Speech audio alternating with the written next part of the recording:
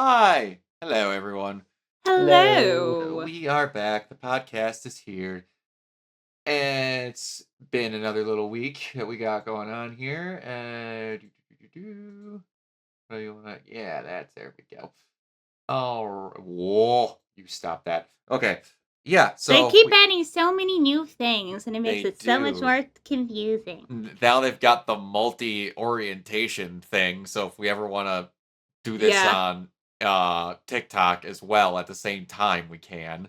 Yeah, I'm excited about that because I have to see for like my thing to see if it'll work for recordings because that will make my life so much easier. Mhm.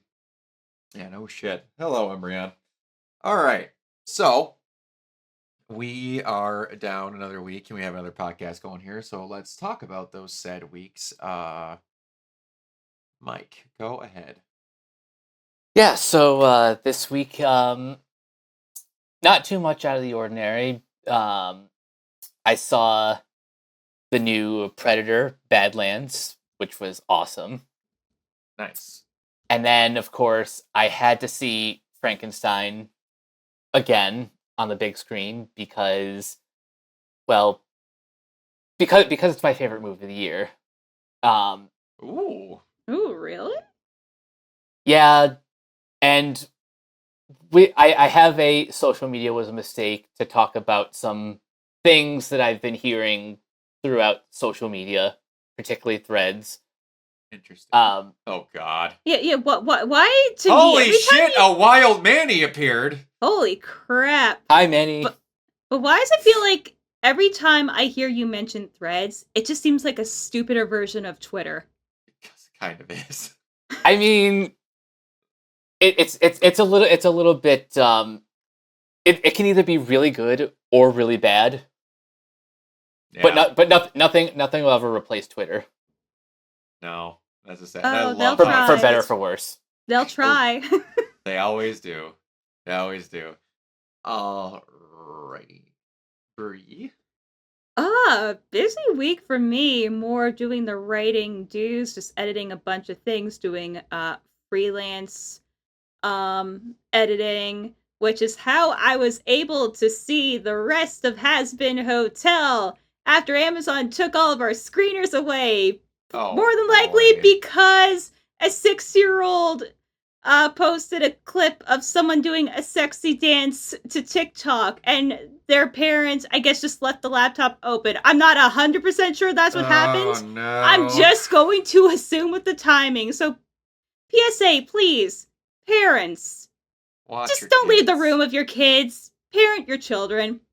But the other musical thing that I did, I'm not seeing it until I think like the last Saturday in November because I'm seeing it with family. Plus, I know what happens. But I got this. This is Nice.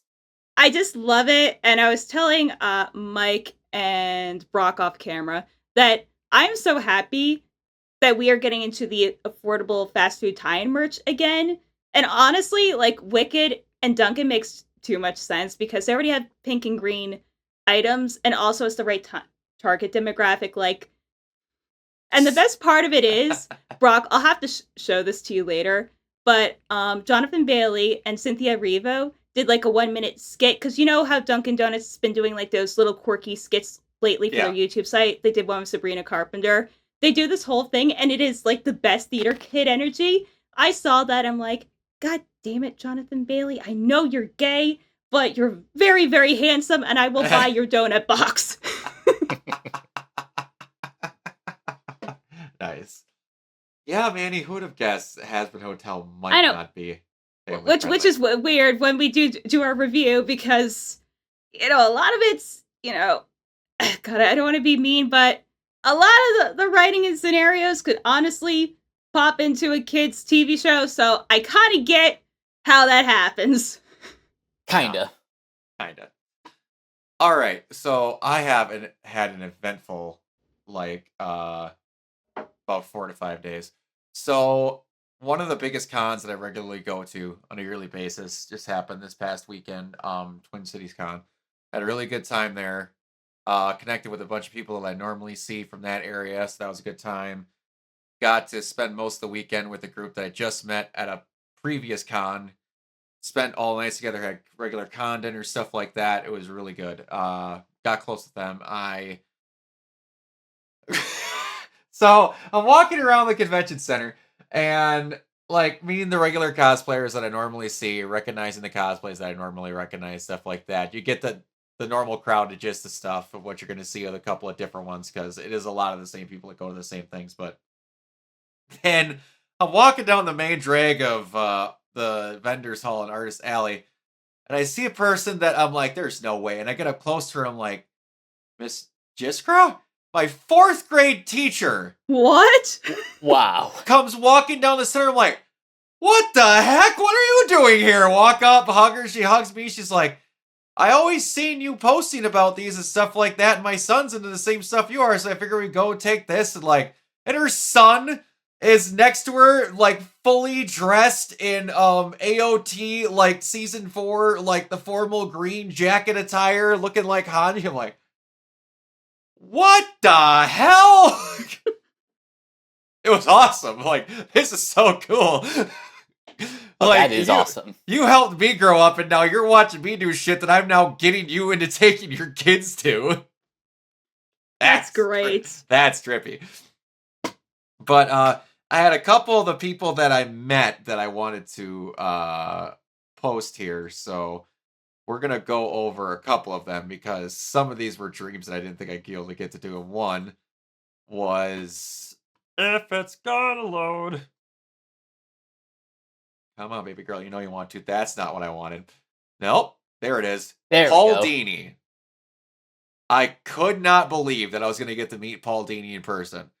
Super nice guy, chill. As you can see, the awesome shirt that he's got going on here, all that. Yeah, that was great. I've essentially need to meet Bruce Timm and Andrea Romano, and I've met a good chunk of the animated series crew here.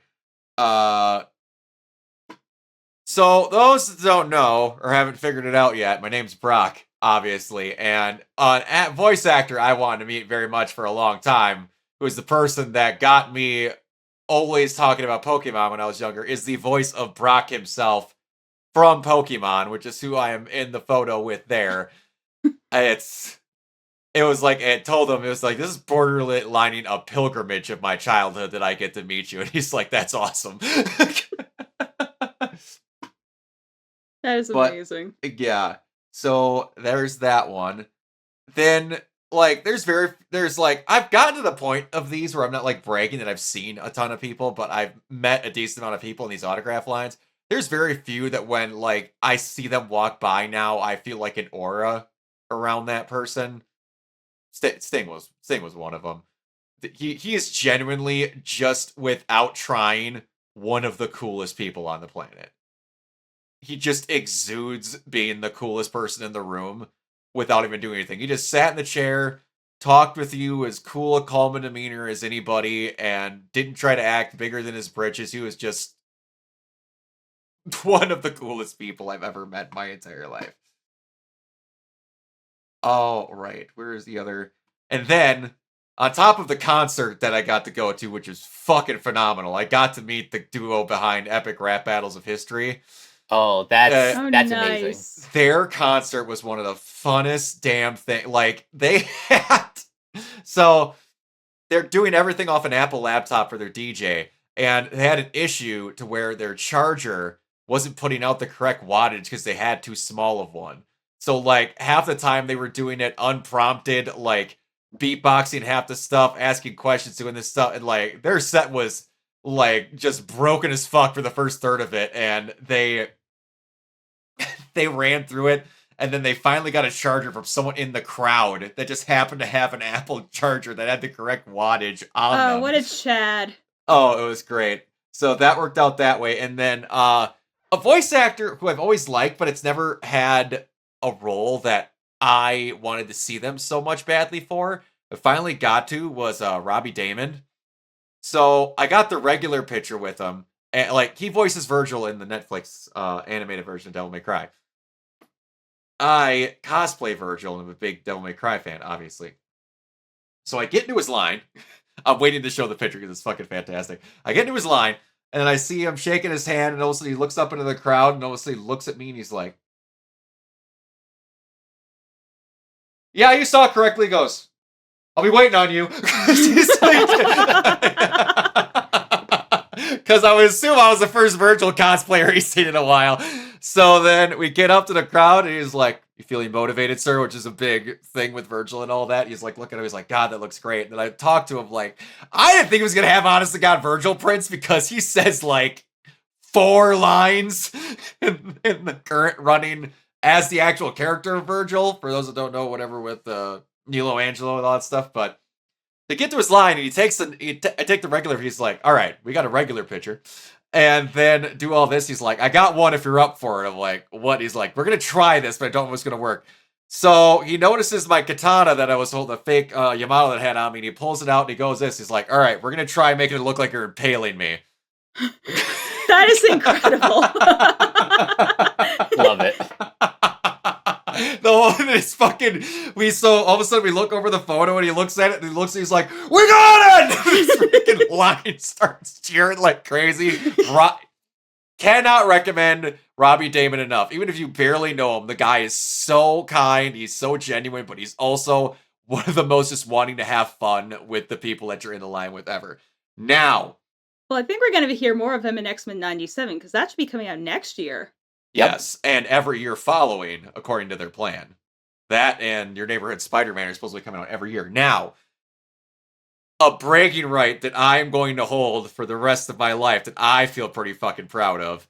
I know another voice actor that I knew of, but didn't like, none of his roles really like stood out to me as like stuff that I'd watched since I've beginning watching more anime later on in life, is Ian St. Clair. So most people know him for voicing Brook in One Piece.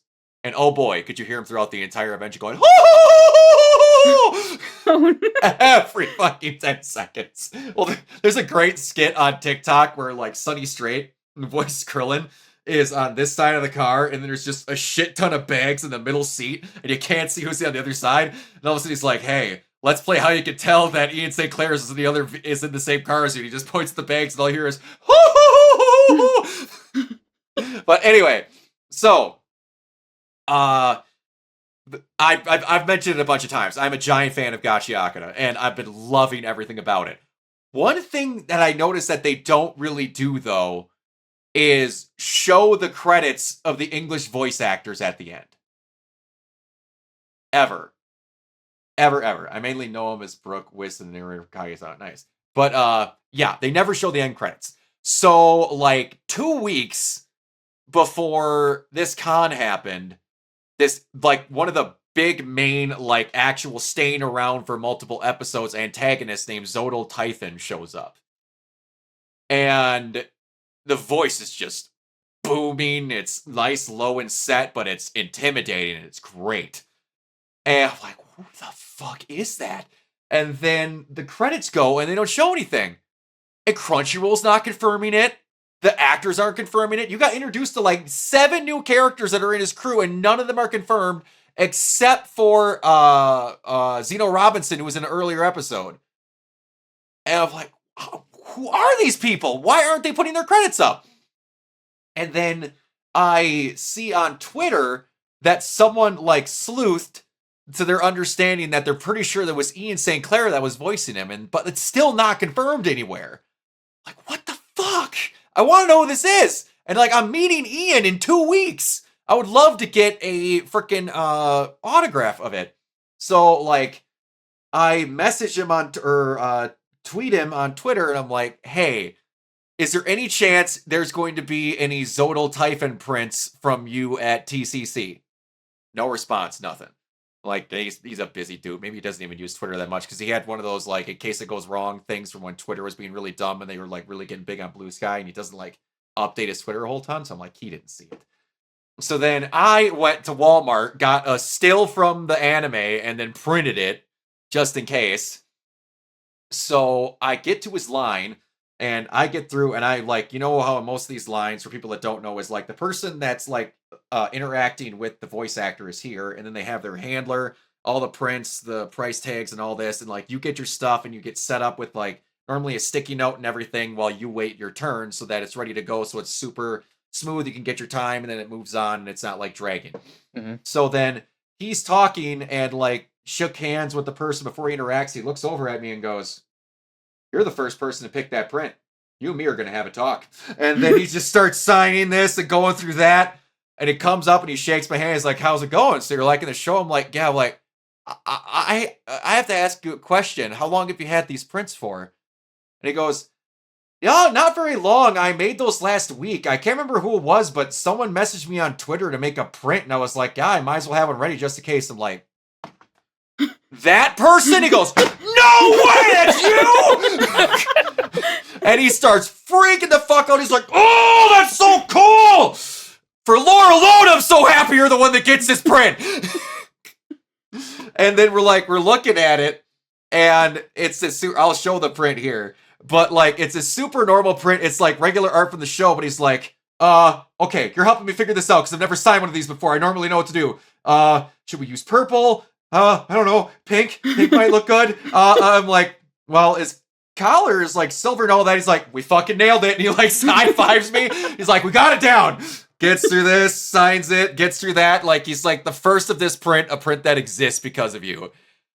That's amazing. And like he signs it all through and puts it at the table, and he like signs it down. And he goes, "Oh, that print looks so good." He's like backing up off his table. He's like, "That might be my new favorite print. It's so simple, but damn it, that composition's amazing." Ian St. Clair is the biggest, like, 12-year-old child in a grown man's body I've ever met. That dude has unlimited supplies of energy. He was freaking out the whole time. He was so genuine. He's in, like, my top 3 of autograph interactions. Oh, that is amazing. That is fantastic. Such a cool dude. Oh, I was expecting it to be good because like I've literally heard him having amazing interactions the entire time while I was waiting, but oh my gosh, yeah, Ian is amazing. But I was yawning quite a bit before this started. Everyone's like, "Yeah, it's one of those days." I'm like, I got asked to do the most ridiculous thing at work. So this past weekend, obviously, I drove to Minneapolis for Twin Cities game. And then drove back and started work Monday. And then Tuesday, right around, I start work at 4:30 a.m. And then right around 8 o'clock, my boss, my supervisor, Alan comes up, our manager, Alan comes up to me and goes, "So I got a little mission for you." "Okay, what's that?" He's like, "I'm going to need you to go on a bit of a drive." I'm like, "What is a bit of a drive?" It's like Sioux City, South Dakota. What? What? Fucking, huh? What?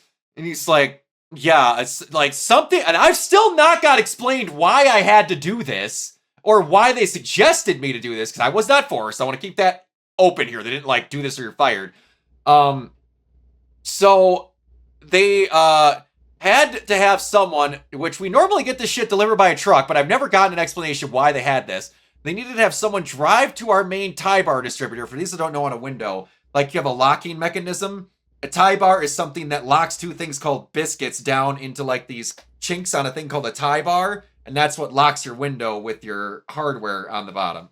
Oh, okay. And so like, I'm like, "Alan, how far is that?" He's like, "It's a 14-hour round trip." I'm like, "In a day?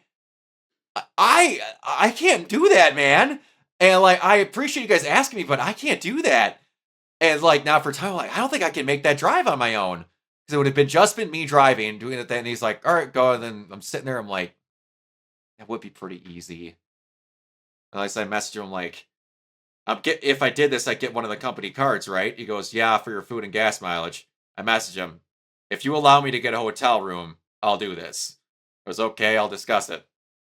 You go out and they get into they get up in the meeting, and then he comes back down from his meeting. He goes, "Go and get a change of clothes." I'm like, "So I'm going for sure." And then, yeah, he's like that. And then I had to go across the street, get one of the company credit cards. The person who had both the company credit cards, and this meeting, like, I'm in a hurry to have to get to this place.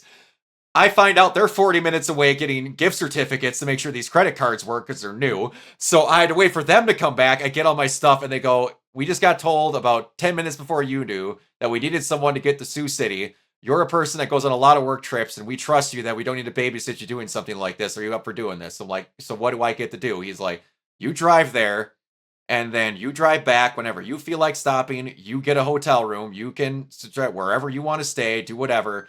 And then you get yourself some supper, you sleep, get yourself some breakfast in the morning, and lunch on the way back. You good? Like, yeah, they handed me the keys to one of the company Durangos, and it just went 6 hours one way, and then drove all the way back until I hit Minneapolis at the same hotel I stayed for the con, at the same diner that I ate at all weekends of the con, and I had to laugh because the Friday we got this waitress named Alex, super sweetheart, absolute just great girl. Then we got this other guy Saturday, and then Sunday when we ate there, we got both of them. So I was dressed as Nero from Devil May Cry Saturday, Virgil Friday, and The Chosen on Sunday. I get in, check into my hotel, and then go across the street, and then she's at the main part where this is a well-known enough place in Minneapolis where they like wand you at the front with security and then check you in. And I get in, she goes, you know, I'm going to start thinking this is stalking. I'm like, you recognize me outside of cosplay? She's like, I've seen you 3 days in a row now. A 1 day break. Didn't exactly get it. I'm like, all right.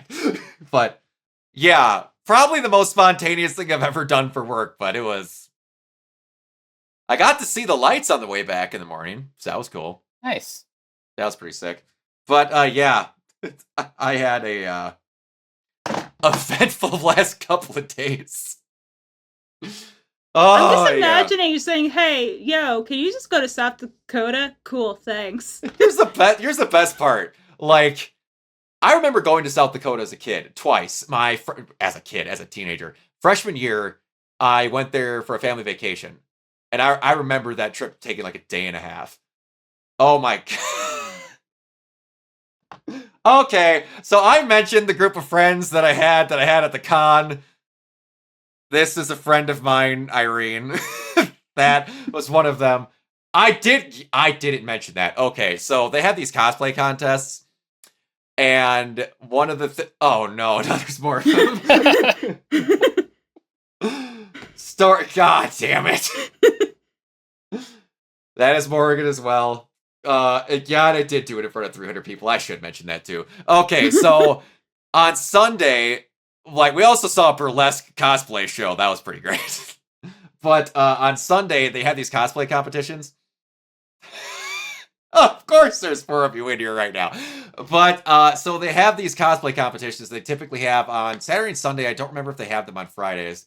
Hi, Cade. I got called that waitress Alex called me grandpa because I had the gray Virgil wig on. So now that just happens because I'm like 8 to 10 years older than all the rest of the people in the friend group. As we're fighting. Thank you for follow, Cade. Thank you for everyone for the follows. I appreciate it. But anyway, so they let all the people through for the judging, and then they send all the judges off to go, like, you know, talk it over and stuff. And then they had been sent to me messages while I was at the ERB concert that, like, Brock, you missed it. They're doing, like, music trivia, and they got asked who knows best the Fresh Prince of Bel-Air. I'm like, I would have fucking killed that. And they're like, would you go on stage? I'm like, yeah, I'd go on stage the next time. And then, like, they had this thing where this side was on the MC's part, and then, like, the videographer was on this side. So then they were picking people, and then as it goes to pick people on our side, all, like, 6 or 7 of the people in our group start just fucking screaming and hooting and hollering and pointing at me. I'm like, yeah, I'm getting up on that damn stage. And he goes, yeah, you. I'm like, okay. So we get up there, and the first set, like, you were in sets of 5, and they had call out numbers to see what you did for the contest. And the first group had to, like, the next lyric challenge kind of thing, and it was for the theme song to Phineas and Ferb, so that was pretty good. But then we get to the next one, and I get up to the MC, they're asking us how we're doing. I'm like, I'm doing pretty good. Hopefully the next song you have to do is more 90s. He looks at me and goes, you're not doing any singing. You're dancing. I'm like, oh, this is not going to end well. Oh, no. That's not good. So then, yeah, in an auditorium that wasn't as full as what it normally is, but it easily had like 300 people in it. And, like, because of cons and stuff like this, I've gotten a lot better at not being nervous. If this would have been me at 14, I'd have been running for the fucking hills. Not a chance. So I do have to thank the ladies watching this that like encouraging me and doing stuff like that. But anyway, so we get on stage and then they're just gonna play a song, and I don't for the life of me remember what the song was. But by the way, Hugh's Twitch name is Human Pin. Please comment that so I know which one I'm talking to there. But anyway, so we go, and then it gets up, and the first guy goes through. Oh, got it. Leon got it. Was dressed up as, I want to say, oh, it's a character from JJK, but I can't remember what it is. I think that's who it was. But then anyway, it gets up to me, and I'm like, I don't know what I'm going to do for dancing, because this guy did like 6 or 7 different dance moves. And then all of a sudden comes up to me, and I'm like, I remember, oh yeah, they talked about the Fresh Prince of Bel-Air. So naturally, I start doing the Carlton in front of like all these people. And then I start scooting to the way to the right a little. I'm like, fuck it. I haven't done this since my last family wedding, but I'm going to do it anyway. So then I got down onto the floor and started doing the worm. And the crowd was pretty like going, and then they fucking started roaring when that went. And it's gotten to the point where I like can stay pretty straight, and I'm doing the worm as I'm looking. The fucking MC's like, what the fuck is this white boy doing? And yeah, it was pretty great. I had a really good time. And as probably most of the girls in the chat will say, guys and gals in the chat will say, I then lost when this, you had this crowd erupting like I just won the election, and then for this other guy, they were just kind of like mild, and then they asked the guy operating the big professional camera in the back, hey, who won? And I'm like, yeah, I probably got this. I'm not going to short. And he says the other person, and even the MC was kind of like, wait, what? Okay, so I go down, and then the guys and girls I was sitting with were like, that's bullshit, you got robbed. I'm like, I got to do the worm in front of like 300 people, it's fine. That in and of itself is the win. It was. I'm assuming that was in full cosplay too, right? I was dressed as the Chosen from Smosh. Okay. So it was pretty fucking perfect, to be honest. Yeah, but no. Yeah, like, I guess it would be, yeah, I don't know. What would be like the dance contest equivalent of hanging chads? Like, I don't know. It's not far off, but yeah, that was pretty eventful. I will say, though, that is the second best thing I ever got to do at a con. I don't know if I've told this story. And it might be shock considering, the Christian upbringing and stuff like that. But do you guys play Resident Evil at all? I think a little bit, not a whole heck of a lot. I know I told a lot of the people in the chat might have known this. I know I told Leon this. I don't know if I told the rest of the group this, but at the first Anime Milwaukee that I went to, I'm a giant fan of Resident Evil, and I'm a giant fan of DC Douglas, the guy who voices the original Wesker.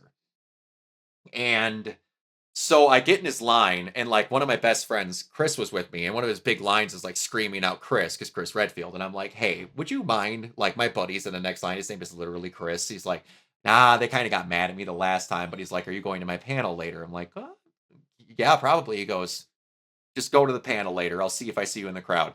And then we get to the panel, and it's like erotic zombie fan fiction is what it was. So then we get in there, and he tells everyone to shut their phones off. Everyone locks the doors. Everyone complies. And he tells that it is Resident Evil fan fiction. So I'm like, I got to try and get up there. Like, I don't know what possessed me that I'm like, I'm about to read like actual fan fiction with this guy. But they got down to where he needed one person to pair with. And my hand fucking shot at light speed up. He's just a shot. Go up there, hugs me, and you're like, hey, what's up? He goes, are you the guy in my line earlier asked me to scream Chris? He's like, oh, I got the one for you. I'm like, should I be scared? He goes, maybe. Oh, is this going where I think it's going? It might be. So we go through all of this. There's only one part that I didn't know what he wanted. There was a part in the thing where there was a like an actuated kiss motion. I don't know if he wanted me to, because one of the Jill Valentine cosplayers macked on him on stage. Would I have? Probably, to say that I did it. I'm as straight as a fucking arrow, but, for presentation and to say that I made out with Wesker, I probably would have. But I don't know. But we get to the end of this, and, like, the ending of it is, like, is an ending is a simulation of like Chris giving head to Wesker. Okay. God damn it! And Damn it! I knew it. no, it's not there yet. And then Chris prematurely ejaculates, and he just screams, "Chris!" How did I know it? God damn it! My roommate and one of my best friends are in the crowd, and when I tell you they were in actual physical pain from laughing, I walked up and my friend Chris, he didn't talk to me for 5 minutes. He couldn't fucking breathe. Oh, that reminds me. I mean, yeah, like screwed like J.K. Rowling, like obviously, but one of these days, man, we have to do a live reading of My Immortal. Have you ever read Brock? I've never heard of it. Shit! Oh my god! Fuck no! You have never heard of the greatest fan fiction ever written? No, I have not. Please go ahead. Okay, so I will just give the TDRL of all of it. So My Immortal is a fanfic that was written between, I think, 2006 2007, originally on fanfiction.net. It's basically stars a vampire girl named Ebony Darkness Raven Dementia Way. And now I'm getting shade in my Discord. What? Go ahead. She's a vampire. Like, she's an original character. She goes to Hogwarts, and basically she starts a love affair with Draco Malfoy. Everyone, oh dear God! Okay. Everyone in the Harry Potter universe is goth. Like, Hermione's called Bloody Mary. Ron's called Diabolo. Dear God. Okay. And it's all sorts of things. Oh, and by the way, good luck trying to read it. Like, some of the worst grammar you have ever read. I'm gonna get a passage. It's My Immortal passage. Well, I know what live action remake of this fic we're watching. Hey, you know, I tell you what, okay, how long is this thing? 44 chapters. Good lord. Okay, so here's the thing. Okay, I'm gonna give like let me just show you what picture it is. It is a thing. All right, I'm just gonna screen share. Like, this is not like the whole thing. All right, if you can get together a decent chunk of the funniest shit, I will read it on here. Oh yeah, my Lanta. Oh, that is as bad as I hoped it would be. Oh, it is good. Hold on.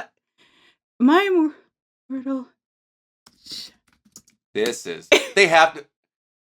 Oh, this is prime fanfic trash. I was hoping it was. Oh, it is the best. The best. Let me just get to chapter 4. Why do? Oh no. Okay, you want me to read this? Yeah, I'm not gonna read you the whole thing, but it's been saved. Okay, all right. Draco! I shouted. What the fuck do you think you're doing? Draco didn't answer, but he stopped the flying car and walked out of it. I walked out of it too, curiously. What the fucking hell? Is this a woman, by the way?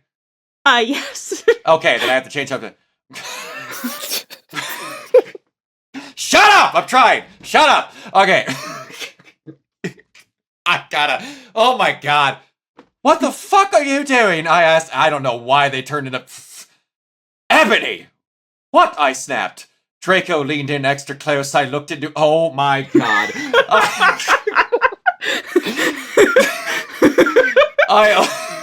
Shut up! I'm trying. I looked into his red eyes. He was. Why do you need to? Oh my god. He was wearing colored contacts, which revealed so much depressing sorrow and evilness. Then suddenly I didn't feel mad anymore. And then suddenly, just as Draco kissed me passionately, Draco climbed on top. Oh my god. Climbed on top of me. We started to make out keenly against the tree. He took off my top and I took off his clothes. I'm having a hard time. He even took off my bra. Then he put on his... oh my... There's no better way to do that than call... My god, this is a fan fiction. Then he put his thingy into my you-know-what, and we did it for the first time. Oh, I screamed. I was beginning to get an orgasm. This person's never had sex. We started to kiss everywhere. My pale body became all warm, and then... What the hell are you doing, you motherfuckers? It was Dumbledore. See, to me, this is the canon version of Harry Potter, and the only Harry Potter I will accept now. Oh, Who calls it their thingy? Who does this? Like, I've written smut fan fiction. What are we doing? No, like, it's not clear if, like, at some point this started as a sincere fanfic or went into satire. Like, no one knows who wrote this. People have lied about it. Like, there's this whole conspiracy theory behind this fanfic. And apparently, like, it had so much traffic that the original version of it was deleted off of fanfiction.net, but everyone saved it. Bring it to Thanksgiving. Brock, oh my gosh, the Streamlabs robot is having a hard time. I will show you guys some of it, maybe. Anyway, so it's of RWBY characters. I don't know if anyone's watched RWBY, but anyway, this is the first time I think I've openly admitted that online. Anyway, it's on AO3 and it's on freaking fanfiction, so it's there. Anyway, no, but this story is amazing. Like, and for whatever reason, like, it has, like, every, like, emo thing. Like, there's My Chemical Romance, like, Good Charlotte. Like, it's every mid-2000s cliche you could think of. And for whatever reason, at some point, Tom Bombadil appears. Because reasons. Of course. And there's time travel. It's like, insane. Gosh dang it.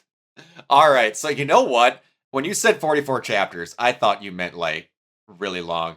You know what? We can sneak this in, like, maybe once a week of our bad fan fiction reading of this, so that's an ongoing bit. Yes. I will send you the wiki link later, because, I mean, there's a lot of ways to read it, but this one, it's, at least it can scroll so that it fits on one page. Is this, like, the entirety of the chapter? Oh, so yes, that is the whole chapter. Okay. And then it scrolls down. Like, the chapters, some are longer than others, but yeah, chapter 7, Bring Me to Life. No. Because Evanescence. No, you fucking idiot! You probably have AIDS anyway! Yeah, everyone. By the way, them in the crowd will get this, but I don't remember how the fuck this got brought up, but we were like telepathically AIDSing people with our hands. We had a long con weekend. All right, we have some topics to go through. Yes, we have some topics. Okay, let's get to the actual. My God. Okay, so we're gonna start out with the buy or sell stuff here. Okay, we got a decent amount of trailer stuff to go through here. So, Bree, since you're probably the only one other than me that watches wrestling, buy or sell that Roman Reigns and CM Punk will be a team of zebra buddy cops in the upcoming Zootopia 2 movie. Yeah, I buy it. I mean, Zootopia is for, like, goofy stuff. I don't know when I'm gonna see it, because I'm, like, for reasons Mike knows, a little apprehensive. I am going to see the movie as soon as I can. Just because curiosity is obviously getting the best of me, but also, you know, it's tradition. Thanksgiving, we know that Disney's going to put out an animated movie, so I have seen that, Jacob. So yeah, of course I'm going to see this. It is. It really is. But also, I'm manifesting this now. Amelie put on her Twitter that her dad said that her voice sounds like Amy Lee singing My Immortal. Amelie, do that cover. Yes, please. I don't think I'd physically survive her covering that song. I'm just gonna yeah. It's such a freaking banger. Oh, it is. Mike, buy or sell that Brie Larson has been cast as Rosalina in the Super Mario Brothers Galaxy movie. Yeah, no, of course I'd buy this. Yeah, the only people mad at this are weirdos. Well, all those people that are like, because Brie Larson doesn't give a shit. It's like, bro, like, Captain Marvel's bordering on like almost 10 years ago. Forget it. She has a vagina. That means we can't like the person. Estrogen's evil, apparently. My one disappointment though with the trailer that we'll talk about later is we don't really get to hear much of Rosalina. No, does she say anything? I don't think so. She makes like an effort noise at the end with the wand, right? That's literally it. Yeah. You know what I'm wondering is maybe she was just cast and she actually hasn't recorded anything yet. Because usually when they animate, they'll have like a scratch actor. Yeah, and then they just gotta lay the vocals over it. That very well could be. All right, so we got a handful of things here that are irritating the internet because because they have to be mad about something. We hear it in a clip during the presentation. Oh, okay, nice. At least we got something there. Nice. I'll have to watch that later. Either way, but okay, Bree, buy or sell DC Crime will reportedly begin filming next spring in Atlanta. Wendell Pierce, Beck Bennett, Michaela Hoover, and Christopher McDonald return as the members of the Daily Planet alongside Skylar Gisondo, and David Cornsweet and Rachel Brosnan are not expected to return. I mean, I wasn't expecting them to, but I'm kind of glad that they're doing stuff in Atlanta again ever since like Marvel kind of left ship. Like, I feel like a lot of people got hurt. So it's kind of nice that they're starting to get stuff again. Yeah. But it sounds like an interesting premise. You know what it reminds me of? Wasn't Marvel like at one point developing like a damage control show? They were, and then DC did that show with Tudyk, right? Yeah, it's called Powerless. Oh, that show was so good. I'm so mad that got canceled. But yeah, they were at some point. Then DC made basically the same exact show. By the way, I hope this show is like a straight up adaptation of the Jimmy Olsen comics. That or the other thing we're going to talk about. By the way, we haven't had 13 congruent viewers in a while, so to everyone watching, thank you. I know a decent chunk of that is my TCC crew, but thank you everyone for watching this. I greatly appreciate that. Mike, buy or sell, the Jimmy Olsen series is also officially in the work. Dan Perellet and Tony Yacenda from American Vandal should be the showrunners. It follows the reporters tackling cases involving superpowered villains, and apparently Gorilla Grodd is going to be involved. So, just to clarify, are DC Crime and the Jimmy Olsen show two separate things? From what I saw, it looks like it's two separate things. Because if that's the case, then I double buy, because if this show can get weirder and do the stuff like Jimmy Olsen becomes a kaiju or becomes a yeah. And look, I'm excited to see Grodd because if it could live up to the version that's in Legends of Tomorrow, because that line, Barack Obama, lives in my head rent free. I forgot about that. I forgot all about that. Their Grodd was really good. After this, I'll show you a link to a great video that explains the Jimmy Olsen comics, because they are out there. Oh, I've heard. All right. Brie, buy or sell that a live-action V for Vendetta series is also in the works at HBO and DC, and James Gunn will executive produce. And just to clarify, that's a different adaptation than, because this is related to the Natalie Portman one, right? I don't know. Well, I think what they're doing is they're just readapting. That's what I'm saying, but that's the original thing that it's adapted from, right? Well, all I have is the information is what I told you. That's all I have. No, I'm just saying, but V from Vendetta is adapted from a comic, right? Yes. Okay, that's more what I'm ascertaining. Yes, yeah, it's from a comic. Graphic novel, technically. Right. I mean, V from Vendetta came out like 20 years ago. It's been long enough, and if it's anything like what they did with what they did with their Watchmen adaptation, I'd watch the shit out of it. Mm-hmm. Yeah, which still to this day blows my mind that they were just like, yeah, one season of the best thing we've ever made in our entire lives is fine. Well, I think they didn't want to do anymore. They just wanted to go out on top. Wasn't there some horse shit involving a possible second season that it just stopped? I don't recall. I think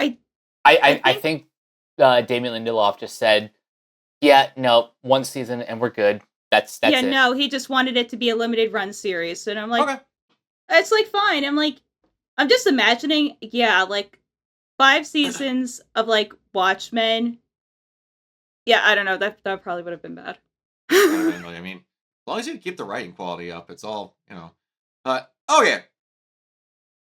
Mike, buy or sell that Avengers Doomsday will reportedly feature multiple Doctor Doom variants across the multiverse. I saw someone come up with a theory from this, and I'll put this in the thing too, that, and I doubt this is going to happen, but this would actually be a kind of cool thing that could almost fix how dumb this move is. What if you have the main universe moving on Doctor Doom kill the Robert Downey Jr. Doom? I gotta be careful with A, who you cast as the main Doom. Mads Mikkelsen. I understand it's been done already. Okay, listen. Lots of actors have yes doubled roles. Or Cillian Murphy. Or Cillian Murphy, I believe. Yeah. Cillian Murphy? Killian, yeah. Or Cillian would be perfect. Out of the two, I would prefer Mads because he's just perfect. Yeah, he is. He literally is. Or telling that his brother, I think that's his brother, Lars Mikkelsen, would be a good one too. We should just, get the most hard actor, I almost said this with a straight face. We got to get the most just like dedicated, known person that we can get to this. And he hasn't acted in a while, but I think that if we get him out of his shed, that Pauly Shore would just knock it out of the park.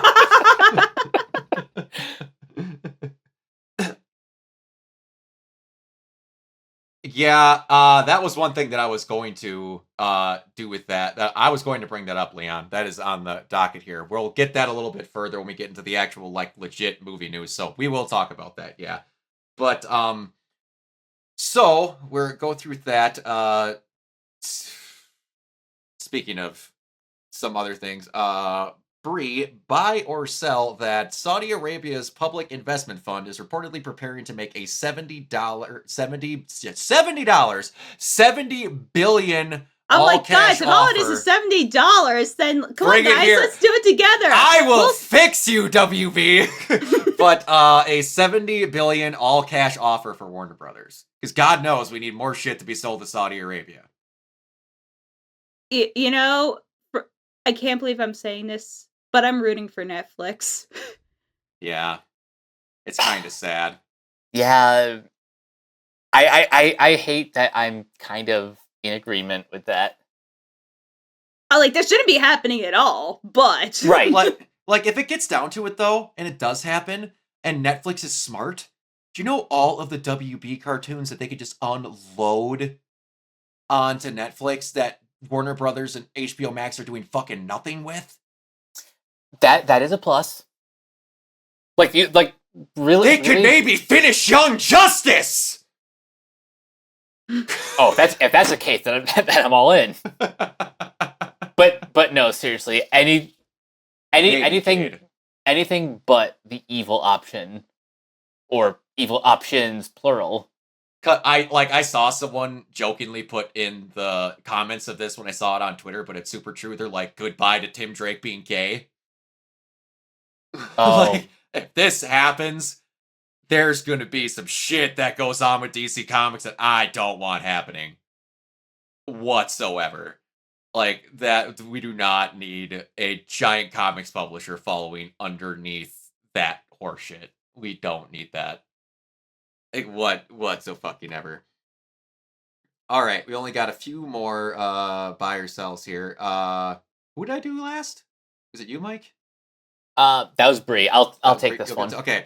Buy or sell that Famke Jensen says that she wouldn't be interested in returning as Jean Grey in Avengers. It's hard for me now to just look back and worry or think about the part where I get a few lines. It doesn't seem that really interesting to me. Do you buy or sell those comments, or do you buy or sell that she's possibly lying?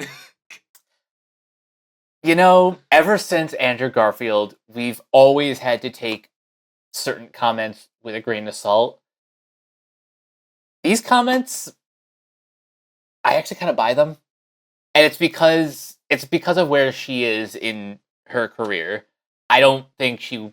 I believe her when she says she's not necessarily interested in going backwards from executive producing her own show to just saying a few lines and then riding off into the sunset. Yeah. And also she just might be kind of done. I mean, because she's had like the full like Yeah. It was one of those things to where, like, if she would have showed up, it would have been in Deadpool and Wolverine. Yeah. Like, and that we're not actually talking kinda about like shocks me. archival footage, like her actually being there. She Yeah. just might be done.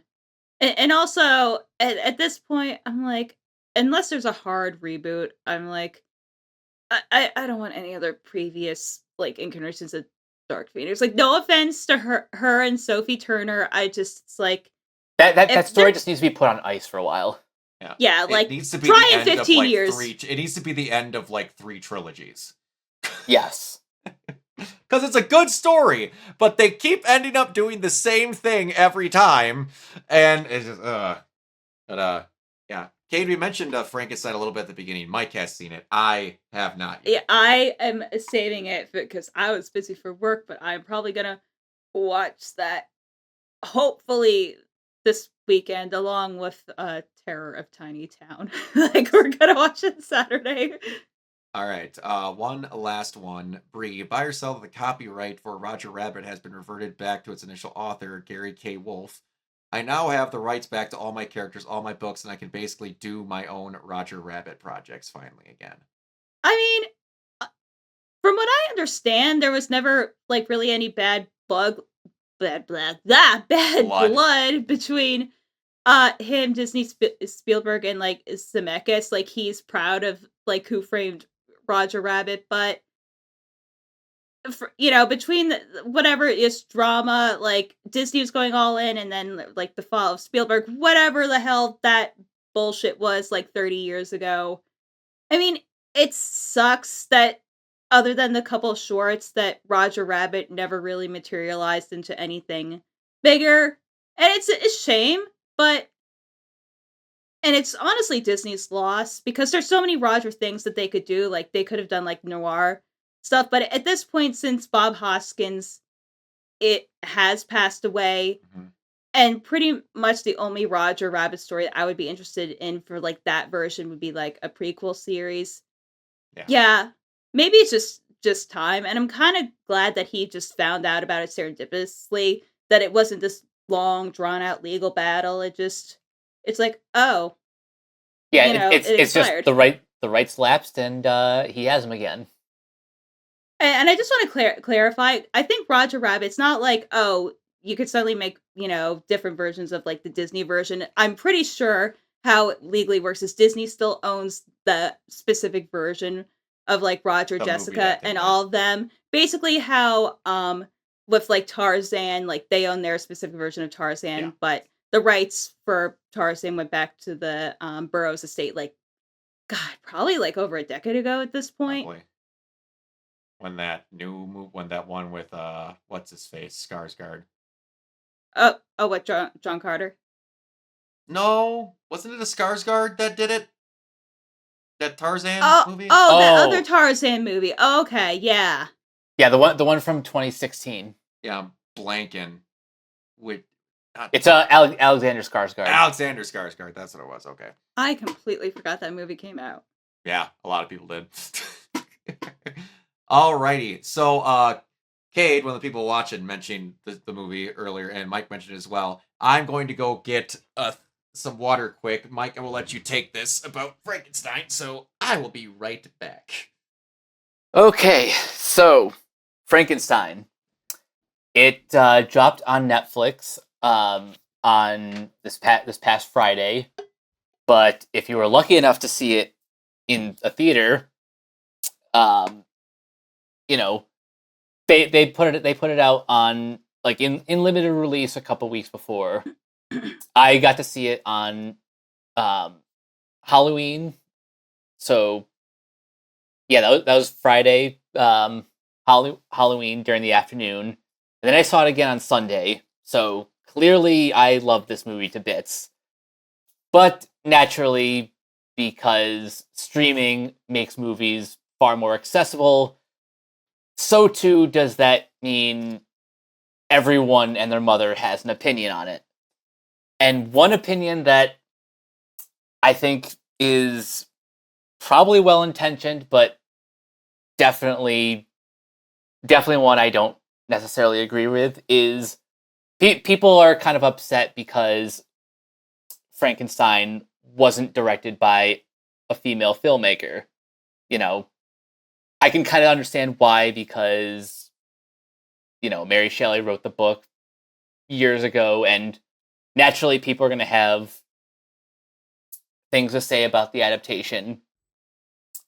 But the one thing that really kind of drove me up a wall is people thinking that Del Toro was disrespecting the source material, when, if you know anything about the book or Del Toro's previous movies, you know that he respects that book like to heaven and back. Like he worships at the altar of the original Frankenstein novel. So I don't understand where this idea comes from that just because he's made a few changes to the book that he's disrespecting the source material. I mean, it's a 200-year-old book. Exactly. Things are obviously going to change. Two different mediums. Yeah, and it's one of those things where you get people that, like, if you change the carpet in the house the character lived in from teal to navy blue, they're going to have a fucking conniption fit. Where it's just, that's not exact, it's not this, I don't care, even if it's bad and it was a mistake in this, it's... And then you wonder why these people don't do certain adaptations, because even if it was exact, you go, well, you did it exact, what was the point of adapting it then? Yeah, and it's Either like, way, if you you can't don't win because you're gonna like find dumb it, I'm shit. like, hey, like, pretty much every bookseller, or probably even online because it's in the public domain, you can read Frankenstein or the modern Prometheus anytime you want. Exactly. Yeah, and if you could have done a better job at it, I hate to be that guy, but go do it then. Oh yeah, that's a good point. Where were all these people when they worshiped Del Toro after he said anime? Yeah. Yeah. People are very fickle. Like, you do one I thing. See your comments, Irene. You do one thing that everyone loves, and you're like the best person ever. But you do one thing that's maybe a little bit not your best, and suddenly you're public enemy number one. Yeah, like, Del Toro was able to make an amazing film about a woman fucking a fish man. But yet we think that he would do a bad job or disrespect Frankenstein. The math does not add up. The math ain't mathin'. Like, I can't. No, I'm like, look, like, dude legitimized, like, the monster fucker genre. They were able to come out of the shadows. Mm-hmm. It's one of those things. So while to even think about being a stickler for faithful to OG Tales, yeah, it's just, people are never gonna be happy, and you've got to deal with this stupid shit. This is, again, coming from a person who uses Instagram, Twitter, Blue Sky, Facebook, and is talking on a podcast. Social media was a mistake. Yes. I understand I use it, but I will use it openly and admit that there's a good chunk of people that shouldn't have it. I know you and me, Mike, have talked about this a lot. I wish I had a death note, and not for killing people, but for just erasing your digital footprint and allowing you not to post on social media. I would get your handle, write that sumbitch in there, and then you're just gone. You're not allowed to make a new one. That thing was tied to you for life, and you're just done. You no longer get the post. You never existed. Everyone gets you're gone. That would be amazing if it I would solve real. so much problems if I could just get my hands on that fucking version of the Death Note. But yeah. Hold on, one power. more thing before we get to the gaming news. Anyone who wants like to see a female directed Frankenstein movie, watch The Bride when it comes out next year. That's Maggie Gyllenhaal's movie starring Jessie Buckley as the Bride of Frankenstein. And yeah, if you want to see more things like that, go support that one. Absolutely. Or go watch Creature Commandos. Or Creature Commandos. Do I get to choose who stays? Then yes. And I will sit there with my bag of potato chips and eat it while I'm deciding who gets to stay and who gets to go. I get my own Misa that way. All right, so we're on to gaming news here, and it happened. I knew it was going to fucking happen. GTA 6 has now been delayed until November 19th of 2026. This game that has been waiting since its previous game on the PS3 and Xbox 360. We'll see, Cade. We'll see. But yeah. So that got delayed. And then on top of this delay, which is I can't wait to see what other games move around. And they said that it has to wait and see to go out because of polish. I don't need to remind people. No, GTA 5 started on the PS3, Umbreon. GTA Online was the main thing that started around the end of the PS3, PS4. GTA 5 was on the PS3. But so they said they needed to make it polished and to make sure it's the best it could be. Mike, I don't mean to remind you that you could actually see the carbonation of the alcohol in the beer that they were drinking. Mm-hmm. It's polished. What I'm wondering is part of it, and this isn't exactly in the thing when I'm bringing it up, is that they recently busted a union at Rockstar. There was a group. There was a group of. I don't remember what the number of people they needed to hit for the threshold, but it's what's the percentage you got to get for representation to get a union again? I don't know. I guess it would depend. I would think it would be like it's certain at least 50%. It wasn't that. I can tell you, it was 50 people, and that's not. They have a shit. Either way, like apparently, and this is rumor that's not confirmed by anything, but trusted reports have come out of it that like multiple decade-long veterans got canned that were a big part of. Yeah. Irene, you want to hear disappointed grandpa voice? You need to go look on my TikTok and look up my rant on dumbasses and female video game protagonists. But anyway, yeah, apparently people that were big time important to making sure this game crossed the finish line got canned to like make sure this union didn't happen. Because they were very close to hitting the percentage to like make themselves official. So we want to make sure Umbreon, it already couldn't run on an Xbox console because they're not gonna exist in a year or two. Anyway, but yeah, it's kind of sad that as much as they make, they didn't want proper protection for all these people. I need to remind that in its heyday, I don't know how much it's making now currently, but for a good long couple of years, GTA Online was making $5 million a day. A day. A day. Off the shark cards you could buy to buy stuff online. Yeah. Yeah. But we have another thing that I need to bring up because this just makes me so happy how stupid the gaming world is. So, Bethesda executive producer Todd Howard says that The Elder Scrolls 6 is still a long ways off. According to The Insider, Bethesda are aiming for 2028, in a worst case scenario, even 2029 for Elder Scrolls 6. That's not a real year. I'm going to give you, it's going to seem even less real. I'm going to give you some statistics here. The teaser trailer for Elder Scrolls 6 dropped in June 10th, 2018. during all E3 that all no it longer was, exists. yeah, all it was a rolling set of hills, and it said Elder Scrolls 6, as if we didn't know they were making another one. And they hadn't even started developing the game yet. They just made that trailer. Todd openly admitted they had nothing developed for the game. They just got that out for hype. Then, Elder Scrolls V Skyrim originally released. Now remember, possibly releasing in 2029 this game. Elder Scrolls V Skyrim was originally released November 11th, 2011. Good lord. And Here's you my can play it question. on everything from your fridge to your Microsoft or your Amazon Echo. So Here's the thing. 18 years possibly for this game.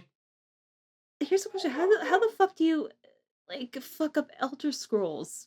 There's 5 of them previously to reference. Yeah.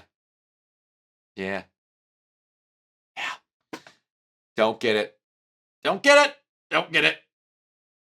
Skyrim's and Elder Scrolls. Did you not know that, Heisers? Yeah, that's an Elder Scrolls sequel. You can play Skyrim on your phone, yeah. Oh, we'll talk. Oh, yeah. Also, there was So, I'm not going to talk a ton about it because it's not there's not even pricing information known. But, so you know how we've been talking about how Xbox is going to drop basically a hybrid PC? Steam did the funniest thing fucking humanly possible and announced that they're doing that. Oh, is that what that Steam 2 thing was? That's the Steam box. It's literally a miniature Xbox Series X with a disc slot that does everything that Xbox system is rumored to do, but a billion times better.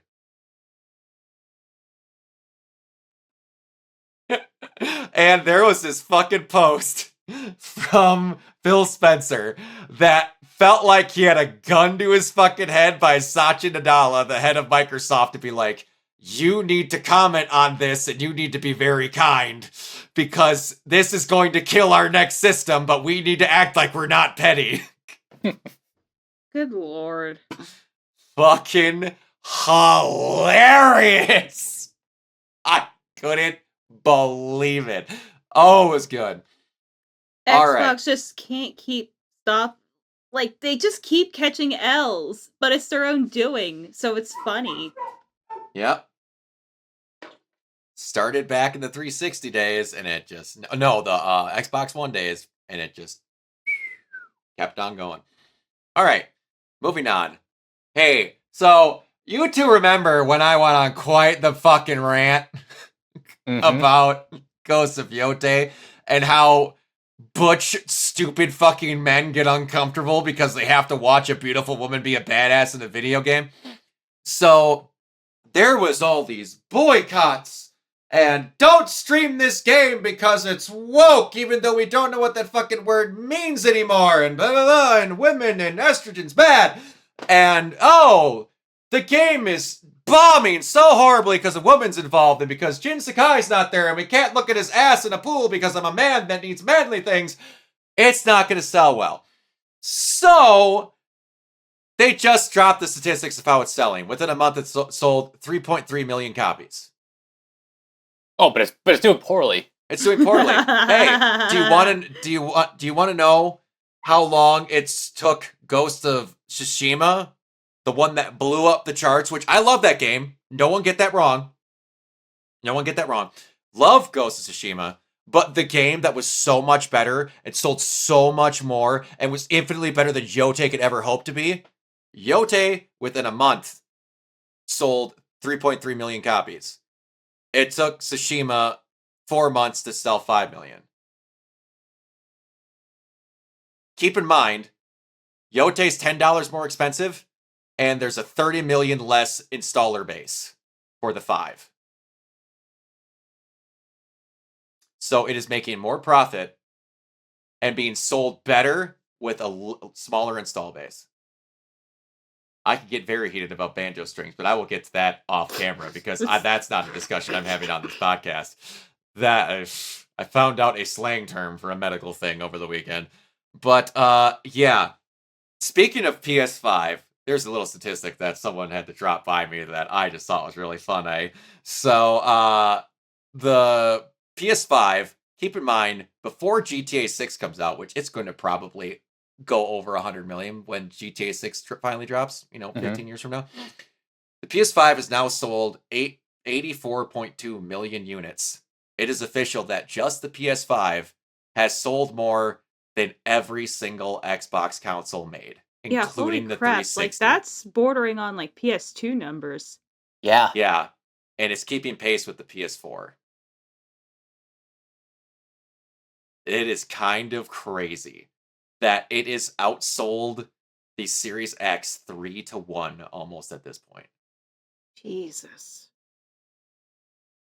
And Xbox did all of this to themselves. I know, like, they really, they legitimize themselves as, like, an actual, like, console maker at the 360. They kicked ass at And the they just 360. fucked it up. Mhm. It is one of the most colossal fuck ups that I've ever seen in this industry. Like, Sega got fucked, but they didn't go out of their way to hit themselves in the dick with a hammer repeatedly. Right, Like and also Xbox did. Sega also, unfortunately, they decided to release, like, as an expensive console when Japan's economy was starting to crash. So, like, there was extenuating factors. Uh-huh. Yeah. And also the fact that they jacked up their price. 360 was a mistake they really didn't know we were making. You want to know what's really funny about the 360? I don't remember what the 360 came out as, but if I remember correctly, the PS3 was originally sold at like $600. Because the components for the PS3 were actually super powerful. They actually used the PS3s to like power supercomputers. Like, it's not a joke. For some reason, I thought the Xbox was $449. It could be. I do not remember. But anyway, they kicked ass throughout all of it. But at the end, it still ended up being outsold by the PS3 by the very end because they fixed stuff. It's kind of crazy that no matter what, it's always ended up that way. It's just, and then no mistakes are ever caught. They just keep doing the same shit. PlayStation has made mistakes. I will not admit they haven't. This live service fucking bungholio of a situation that they had killed a good chunk of this generation for games, but yet they're still fucking murdering it. It's ugh. Anyway, speaking of multiplayer and live service and that stuff, a game that I've been looking forward to, the multiplayer Horizon game from NCSoft is likely to be revealed next week at G-Star 2025. People have reportedly seen the early teaser say the new Horizon stylistically and atmospherically has similarities to the Monster Hunter franchise. So I think that's going to be pretty sick. If they can actually pull it off, it could be something like Monster Hunter, but it has to be something to where they have to get enough people into it. It could be very good, because they could pull a Monster Hunter style thing off with it, because it has just game mechanics and play-wise, it could be something like that. So if they do it well, it can be quite well, and I might lose a giant chunk of my life to that game. Now, one thing that Sony's done a little bit differently is that apparently they filed a federal lawsuit against an eBay seller accused of selling counterfeit PlayStation 5 accessories, and they're seeking up to $2 million in damages. Jesus. Like, what kind of counterfeit stuff are they selling? It was like peripherals, controllers, stuff like that, like knockoffs, but like not official ones, like Mad Cats or anything like that. What are they, like 3D printed controllers and stuff? Yeah, it's some. Oh yeah, that's not. Yeah, that's like not that. No bueno. Yeah, that is. Yeah, paint and stuff. Like, that's not the same thing as like, oh, doing a custom on Etsy. Yeah, that. Yeah, no, they deserve to go there. Yeah. Now, a cool thing to kind of balance that out. Sony is also developing a PlayStation handheld that will be able to play PS4, PS5, and PS6 games natively, known as Project Canis internally. Leaked documents say it will launch in 2026. Or, I'm sorry, will launch with the PS6 in 2027. Its targetedly affordable price while being able to be dockable. So basically, a Wii or a Switch version of the console alongside the regular console if you just want a portable one. What's the handheld that you have? it is a portal, which I got to test its streaming capability that it just dropped officially on shitty hotel Wi-Fi. Ran like a well-oiled machine. Nice. Now, what the portal was originally, for people that don't know, is a mirroring game system, which means that your system has to be in sleep mode, and then it turns on, and it mirrors over Wi-Fi signal what's on the TV. So you have to go off your internet strength plus the strength of whatever. But I have fiber direct connected to it, so it was normal. What changed for the streaming was you could stream your digital library on top of anything that was in the PlayStation Premium catalog, so like 400 something games on top of any game that you bought digitally. So it went in a cool little stream from a screen mirror machine to a streaming machine, which is basically going to be my traveling backlog killer of video games, essentially, because it played perfect. I couldn't believe how well it did on, again, shitty ass hotel Wi-Fi. I did it while I was on my downtime at Twin Cities Con. It was great. Yeah, and it's essentially, it is just a PlayStation controller with a fucking 8-inch screen in the middle. It's perfect. And it's all I could ask for. It's really good. One other thing that I saw to get through here. So a lot of people are mad that there was never a Sunset Overdrive 2 or anything like that. And obviously that is a Xbox game developed. Now Insomniac is owned by PlayStation. But there's another reason probably why Sunset Overdrive 2 didn't happen. Insomniac leaks internal documents gave us an unprecedented insight to the inner works of the studio. Insomniac made a grand total profit of $567 off of Sunset Overdrive. Wow. You read that right. 567 US dollars. Wow. Oof. People say Concord was a failure. So, in quotations, Sunset Overdrive 2? Unlikely. Jesus Christ. That was a comment where Yuri Lowenthal was the main character. He is like, I thought that game was going to be all that in a bag of chips. And then, yeah. But speaking of Yuri Lowenthal was asked at a con on not saying the "Get back here, shocker" line from that because he was going to be Venom in the second Spider-Man. So they had that going on there. And he said, I was not robbed of saying it. I know a lot of people wanted that line. But no, that's Christopher Daniel Barnes' line, and it always should be. So it wasn't like it was in there and it got taken out. Yuri was openly like, that I'm not taking someone else's line. I don't want it to. But Yuri also mentioned in that he was on a panel with him, and Christopher made Yuri say that line. Which I could totally see. He seems like a really good dude. Yuri also, during the announcement of Spider-Man 2, got up on the fucking Comic-Con table and did the entire fucking dance while he was sitting next to Koi he did the Bully Maguire? Oh, yeah, it was great. I feel like people would rather Yuri quote Simon or Sasuke. What? You're telling me, Heisers, that someone would rather have Yuri Lowenthal quote Simon? No way! I could never.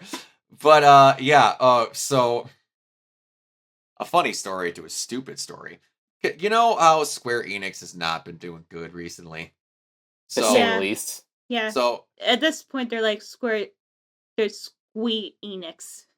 Oh wow, that it's not going, but so they said that they want generative AI to be doing 70% of its QA and debugging by the end of 2027.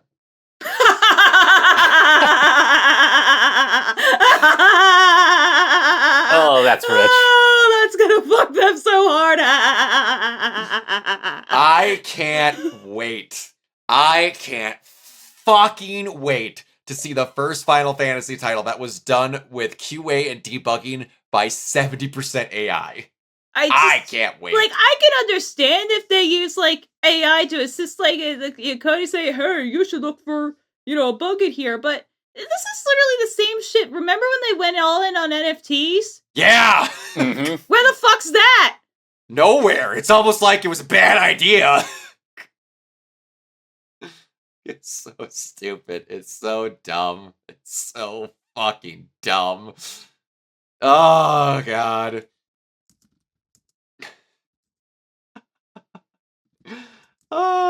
okay, I have to remember where I got on this. This is one of the stories that I found while I was at Twin Cities Con.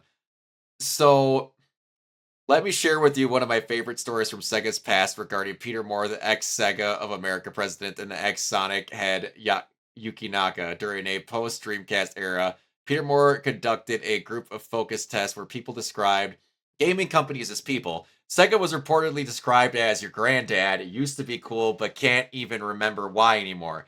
This was recorded and given Japanese subtitles as it was planned to be used by Moore during a meeting of Sega Japanese executives. Moore aimed to show that Sega needed to pivot more towards cinematic and high-profile titles to keep relevance and consciousness of the gaming industry, which was showing decline since the Saturn era. So Moore showed the focus group footage, and Yuji Naka was in the room.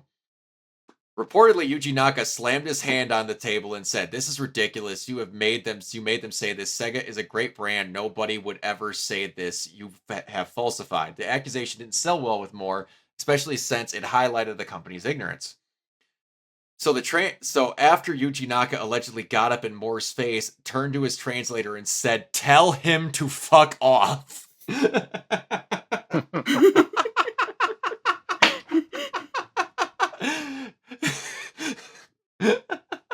God, to be a fly on the wall for that. Right? Oh, it would have been great. That's so good. It's like how cordial Japanese people can be. I just telling a translator, tell him to fuck off. It's so good to me. I love that. All right.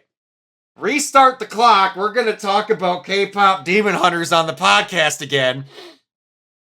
So, Huntrix's Golden is now officially the #1 most streamed song released in 2025, surpassing Alex Warren's Ordinary. Which is weird because I've heard that song was popular. I have fucking not heard it once. Wait.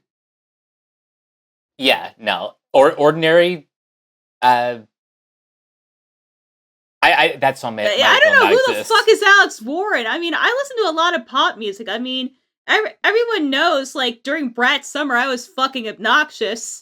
By the way, she's doing the soundtrack for that new Wuthering Heights movie, and apparently it's going to be, like, an album that's releasing next month. They just released the first single, House. It's, like, so good. Finn Keen, who's a longtime collaborator of hers, is doing, like, the music for it. It's fucking great. But anyway, I listen to a lot of, like, mainstream music. I'm like, but I didn't fucking hear any of that. But also, you're I agree with you so much. It should have been this is what it sounds like. But anyway, go ahead. By the way, also congrats. I don't think I put it in here. I believe Golden got nominated, I think, for 5 Grammys. Yeah, including Song of the Year. Yeah, Ray Ami went into it. Go ahead. I'm gonna pull up the Grammy nominations. Yeah, Ray Ami went into fucking hysterics when she was bawling her eyes out. Alex Warren is perfectly fine to be missing out on, says Kate. I know I've heard a song of his. It sounds Alex Warren. I don't know. I'm like, okay. Yeah, I know this guy. I mean, I just listen to, like, a lot of shit constantly, like, and I hear that, I'm like, you know what? I think I'm just gonna go back to listen to, like, my A.G. Cook experimental stuff and maybe some 9 Inch Nails. Could be. All right. Do you got that, Mike?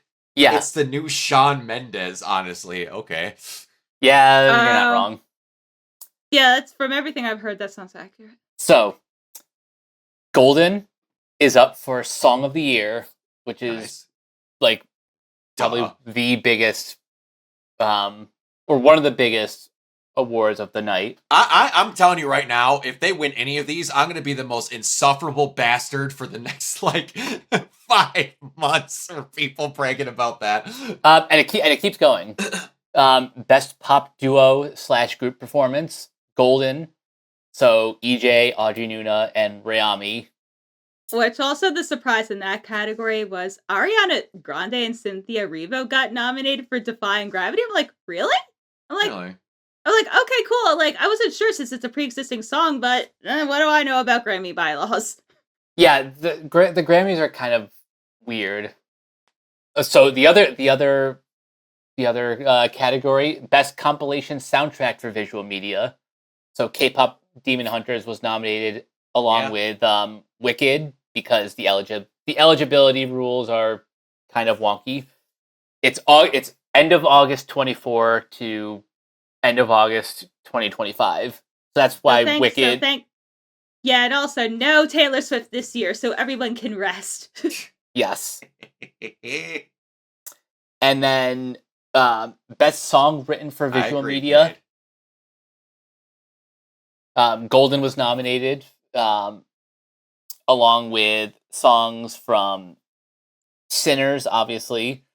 As Alive As You Need to Be by 9 Inch Nails from the Tron soundtrack. Which is very good. Yeah, that album is actually excellent. It's very like vintage 9 Inch Nails. So if you like late 80s, 90s 9 Inch Nails, like that is it. Will not watch the movie, but the soundtrack kicks ass, and I know it's not going to be anywhere. The movie's not going to be anywhere near as good. So I saw a joke.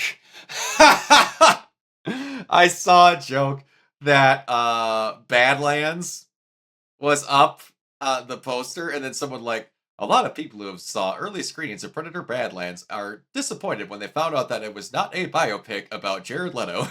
God damn it. The sad part is, Jared Leto can fucking act! I don't know what happened with Suicide Squad where he turned into this fucking weirdo, but like, what was it, Dallas Buyers Club? What he won the fucking Oscar for? Oscar for? The dumb bastard can act when he wants to, but he's just gone out of his way to ruin his life. Well, I think it's just he was always a weird dude, but everyone on Maine kind of figured it out.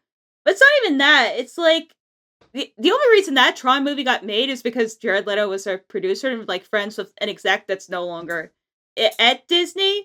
But it's like, again, it breaks the whole thing rules of the previous movie. I don't even fucking care about that. The previous movie said, I can't remember what it was, that like they couldn't bring Quora out because constructs can only exist in the real world for 7 minutes. I hate to break it to you. Tron Ares is longer than 7 minutes. I know they did some Pinocchio shit, but it's, you know what? If you're expecting like serious storytelling, I'm sorry. Tron's not the series for you. What? No. And you know what? I feel comfortable. I've said this comparison before, but it's like so funny, like as time goes on, how much more true it becomes. Like Tron is just like Disney's Blade Runner. Like ironically, those movies came out within a month of each other. The original Tron and Blade Runner. Tron came out in June of '82, and then Blade Runner came out in July. I think like July 8th of '82. And then they both have Leto. It's just funny that people are dying so hard of like, oh yeah, this is gonna be the next big IP, blah blah blah. But it's like, no, should have been. No, it's like fetch. It's not going to happen. Disney, you have to stop trying to make Tron happen. Stop. It's not going to work. Even the best thing that they did, the Tron Uprising, like, oh yeah.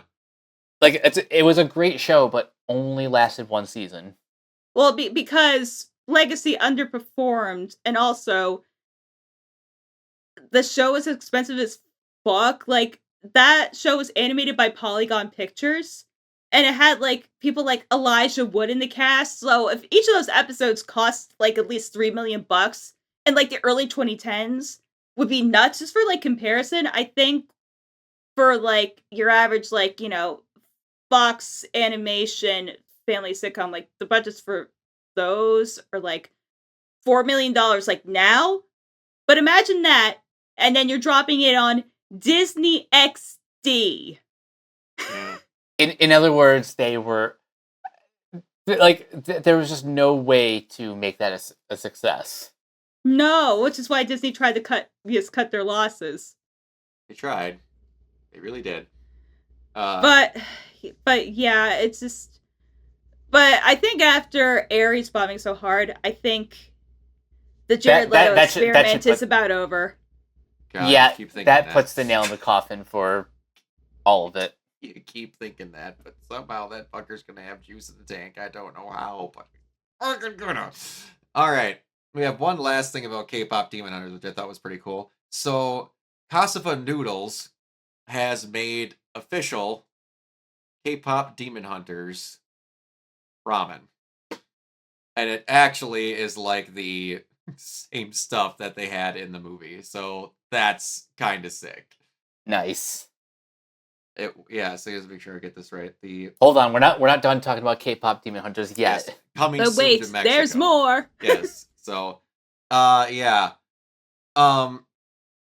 Food review whenever I get one of them, if I can. It's coming to Mexico, so we'll have to see when that is coming. But hey Mike, why are the BAFTAs fucking stupid? Great question. So let me see. BAFTA rules state that eligible films must have been released theatrically, though in exceptional circumstances, and at the film committee's discretion, a film which has been available to the UK, public through other patterns or forms of distribution, may be considered for entry. But somehow that doesn't include... But that's bullshit, because Netflix specifically like puts out like the 2-week limited release in like one theaters to meet like all the rewards requests. And even more dumb is that, so for those who don't know, Sony Pictures Animations, their films, I believe, what is their studio in Vancouver? I think so. Think so? Yeah, Vancouver, British Columbia. Yeah. You know, Canada. The one that they're in, you know, that's part of the Crown. Like, yeah, they're independently run, but they are under like that. Like, they're British. Like, it's like this bordering feels like we aren't kowtowing to these fucking K-pop girls. We're going to be the sophisticated ones that don't let them, like, what are we doing? But also, it's like, what did y'all release this year? Wallace and Gromit was last year. So what did you release? Great question. And no, it's not gonna be the twits. No, it's just so fucking stupid. You know, I just this will never happen. But I don't want the BAFTA thing to happen and somehow Golden to win a fucking Oscar.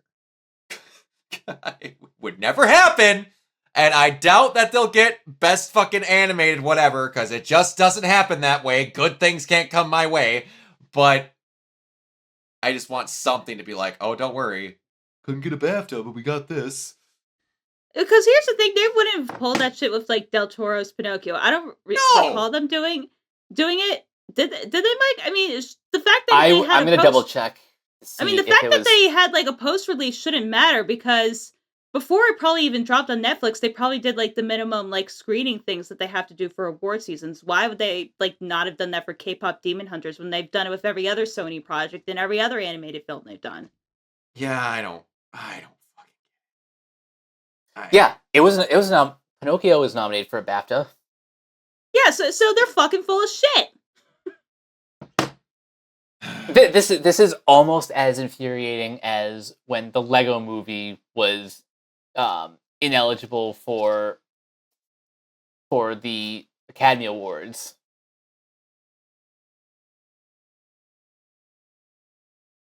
And God forbid they be foreign women! That's even worse! Non-American estrogen? Get that shit out of here! That's gonna get clipped. Anyway,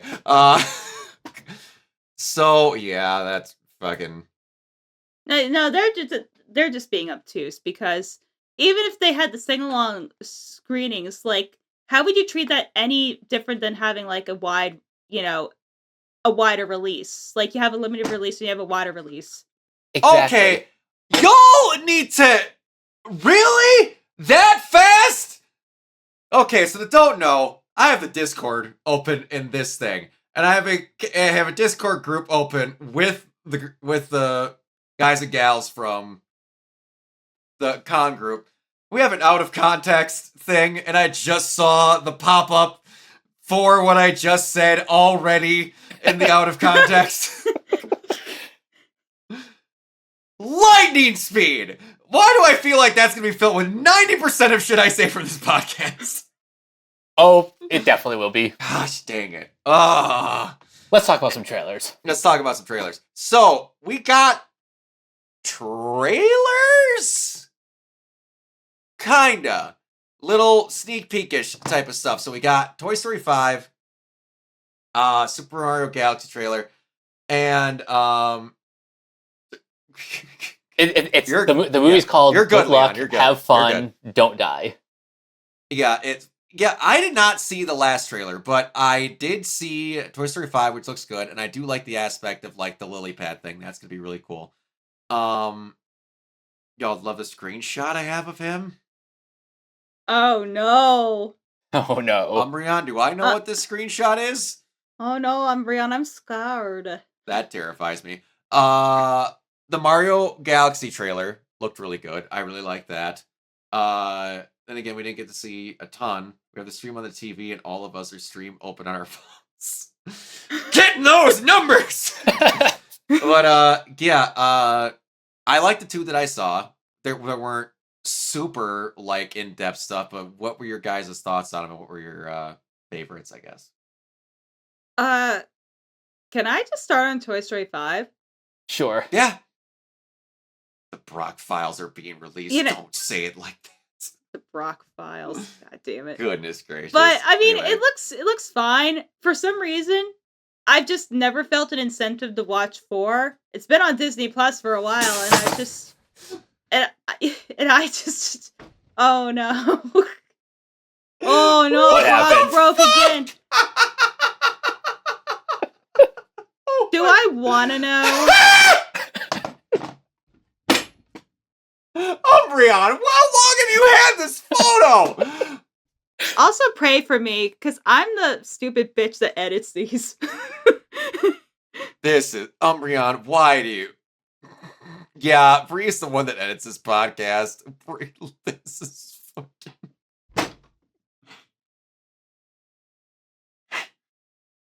What the fuck?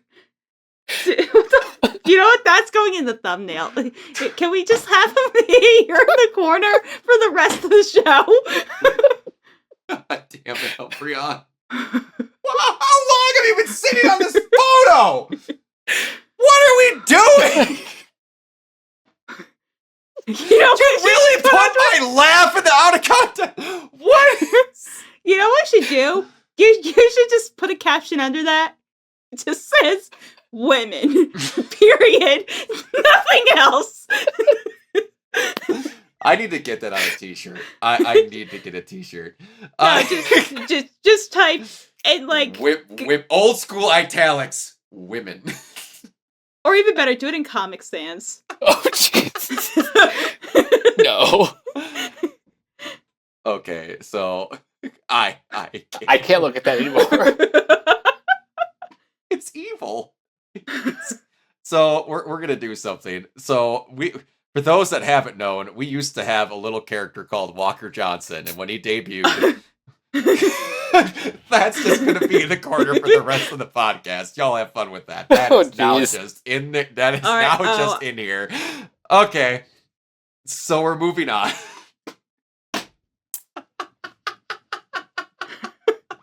Bree, what were you saying about Toy Story 4? Yeah, go ahead. I haven't even watched it. I mean, Toy Story 5, it looks fine, but it's like I'll send you it, Irene. Go ahead. it's just like it looks fine. It looks like a Toy Story movie. I'm kind of wondering like how they're gonna explain Woody being there. If is it a different Woody? Like I'm kind of confused. That's right. Yeah, because for those. I mean, I haven't watched, but I know that happened. I forgot about that. I hope that well the thing about Toy Story teasers is usually that footage never ends up in the final product that's anyway. right, Zach. You weren't on stream here for Walker Johnson. Oh yeah, get ready, boys. And gals and non-binary pals. Oh God, is he back? Do you have that? How do you still have that? But there is a. Of course, I have it. Here we go. Walker Johnson was was a sleep-induced haze I went into and described a bad version of Captain America, and then Bree drew it while we were talking. I essentially With said he one had finger. the biggest, just the hugest dick, to the point where it looked like an elephant. Had like the nega chin from freaking Fairly Odd Parents, and just it's a thing. It's a thing. But anyway, yeah. But anyways, so yeah, I don't know what they're gonna do with that. I am intrigued by the fact that like an iPad is basically the villain. Mm-hmm. Yeah, I don't know. I don't know how they're gonna do that. What's up, Shira? How's it going? Appreciate the lurk. Yeah, it is interesting, and I kind of want them to go into what has happened with raising kids, to where like you just give them the iPad and then don't act like they exist. Oh, they're totally gonna have some sort of commentary on modern parenting. No, Leon, I didn't, but I got a good feeling I'm going to see it as soon as the podcast is over. Now, Cameron brought this up earlier, but he said something kind of surprising, but still a little bit true. I'm a little bit more excited for the Super Mario Galaxy movie, which is also coming out next year. Oh yeah, absolutely. Which we know very little about, but the trailer got enough out. Yeah, there's enough going on in that trailer that at the very least has me intrigued. And like I brought up earlier, I thought it looked pretty. Ironically, I think this might be one of the prettiest of Illumination's movies. Oh, yeah, no, definitely. I brought this up earlier, but at the very end of the trailer, you see Rosalina in action, and she is awesome. I'm just a little bit bummed that we didn't really get to hear any dialogue. Which apparently they said during the presentation there was some snippets of her talking. I guess I only watched the trailer. I'm assuming I probably gonna be direct. Like B-roll from like the booth. I'm assuming. Probably. Maybe. It could be. I like seeing stuff like that. Like my favorite version of it was who's the guy that voiced Aladdin? Scott Wagner. Scott Weiner. There's a great old grainy ass video of like him in the booth doing paces. They're like, "What's wrong, Scott?" He's like, "I can't do this. Do you see what I have to deal with?" And it shows just a glass partition between him and Robin Williams, and Robin Williams going on a fucking tangent doing this shit, doing his voices. He's like, "I can't perform in front of this." Opinions on Bowser Jr.? I think it's cool. I don't know who the hell's voicing him. Do we know who's voicing him? Yes. Benny Safdie. Benny Safdie. Do I? He directed Uncut Gems and a few and the Smashing Machine. Has he done acting and voice work before?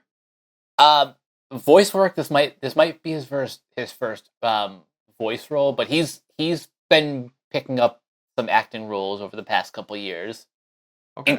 including one of his own movies, Good Time. Gotcha. Okay. That'll be interesting. I like the concept of it. I was kind of expecting, like, they teased Ludwig with, like, the piano and stuff like that. So I thought they were going to have, like, all the Bowser kids, like, that might be the next one. Like, they'll make these movies for fucking ever. Not like Chris Pratt's gonna be going anywhere. But, can we get voice actors with voice...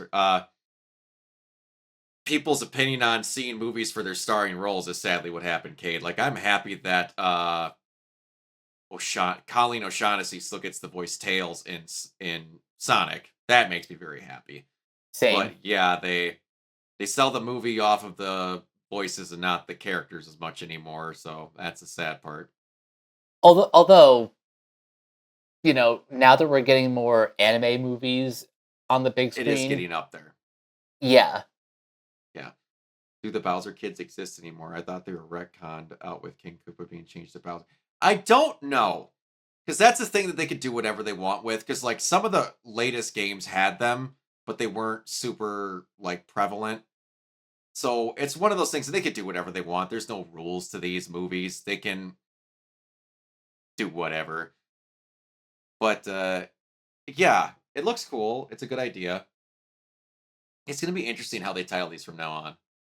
Because they're doing Galaxy, obviously. So, like, I don't know if they're going to do Sunshine or do whatever. Or, like, are we going to see the movie that's Super Mario 64?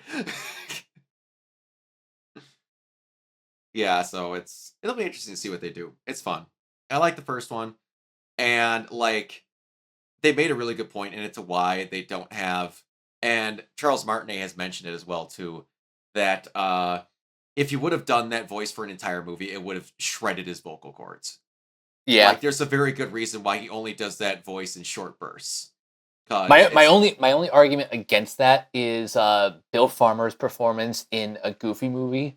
Oh. Like, he does a really good job actually emoting as Goofy. Yeah. Well, also, the thing is, Goofy's voice, and you listen to Bill Farmer, Goofy's voice isn't like that far off from his. It's only a speaking little voice. bit more exaggerated, yeah. Pring it. Hold on. Who the hell is Pringus McDingus? Oh, he's an animator on YouTube. Okay. He does like game parodies. Like he did a bunch for like Fire Emblem Three Houses, which are hilarious. Like I'm not sure if you are aware of the McDonald's place meme, but he animated that. Oh, okay. Pringus McDingus sounded like a Simpsons character when I read that. That's who I immediately went to, like Krusty the Clown. But okay, that would be sick, actually. Yeah. All right. We got any more on those trailers, Mike? Do you want to tackle this WB animation thing here? Yeah. Let me take a look at this Because I didn't get a chance to look at that before it got put into the doc. So, Webtoon Entertainment, a leading global entertainment company and home to some of the world's largest storytelling platforms, today announced plans to develop a slate of animated projects with Warner Brothers Animation. The companies intend to enter into an agreement to co-produce 10 fan-favorite Webtoon series for global distribution. The collaboration is a significant expansion of Webtoon Entertainment's animation pipeline. Projects will be selected from the company's Korean and English language platforms, with development support from Webtoon Entertainment's US-based Webtoon Productions and Japanese IP business teams. So it looks like some of the titles include The Stellar Swordmaster by Hong Dae. I'm not gonna butcher that name. Mm-hmm. Hardcore Leveling Warrior by Sehun Kim, Down to Earth by Pookie Senpai, and Elfin Warrior by AC Stewart and Victoria Rosas II. That's the most fanfiction ass title and author name I've heard in my life. Oh, but that's cool though. And they'll actually get that stuff being done like that, like an actual W for Warner Brothers for once. Yeah, because they definitely could use a couple more W's heading into the holiday season when we finally find out the fate of the company That they're so stringently wanting to get out of. All right. So, a biopic that I completely forgot was coming. Michael is coming out. And some cool little facts about it came around. Allegedly, the producers of Michael Jackson's new movie asked Lady Gaga to rent some of the pieces of Michael Jackson's wardrobe of the collection that she owns, which the singer let them use for free. In exchange, she was able to attend the shooting days she wanted of the film. Lady Gaga owns over 400 pieces of his clothing. Michael's clothes were on sale in 2012 for paying for taxes and debts, plus his death, the maintenance and the amount of the outfits were very expensive. Lady Gaga bought them all because she's a fan and didn't want multiple millionaires to buy each piece and get lost in time. That does not fucking shock me slightly. Oh, no. That she owns all that. Yeah, I mean, she basically pulled a Debbie Reynolds. Nice. Yeah, which, that's cool. And you go for free, but like, by the way, I want to be there on shooting days and possibly get a song in there somehow. All right. This isn't a big story, but I just thought this was really cool. That I would have loved to have been the other roommate in this situation. Apparently, Guillermo del Toro says that he used to live with James Cameron and they used to show each other anime. We would watch anime together. I introduced him into Pat Labor.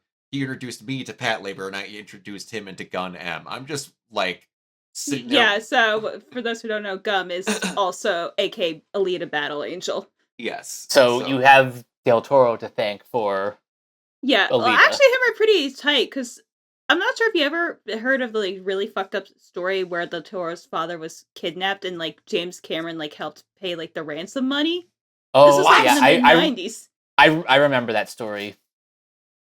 No, I did not know that. And that's why that's one of the reasons why he moved to the United States. What the fuck? Wow. No, I did not know that. Holy hell. Damn. Okay, mad respect for James Cameron. That's fucking crazy. No, I did not know that. What the heck? Yeah, those two are bros for life. Wow. I got nothing else on that. Wow. All right.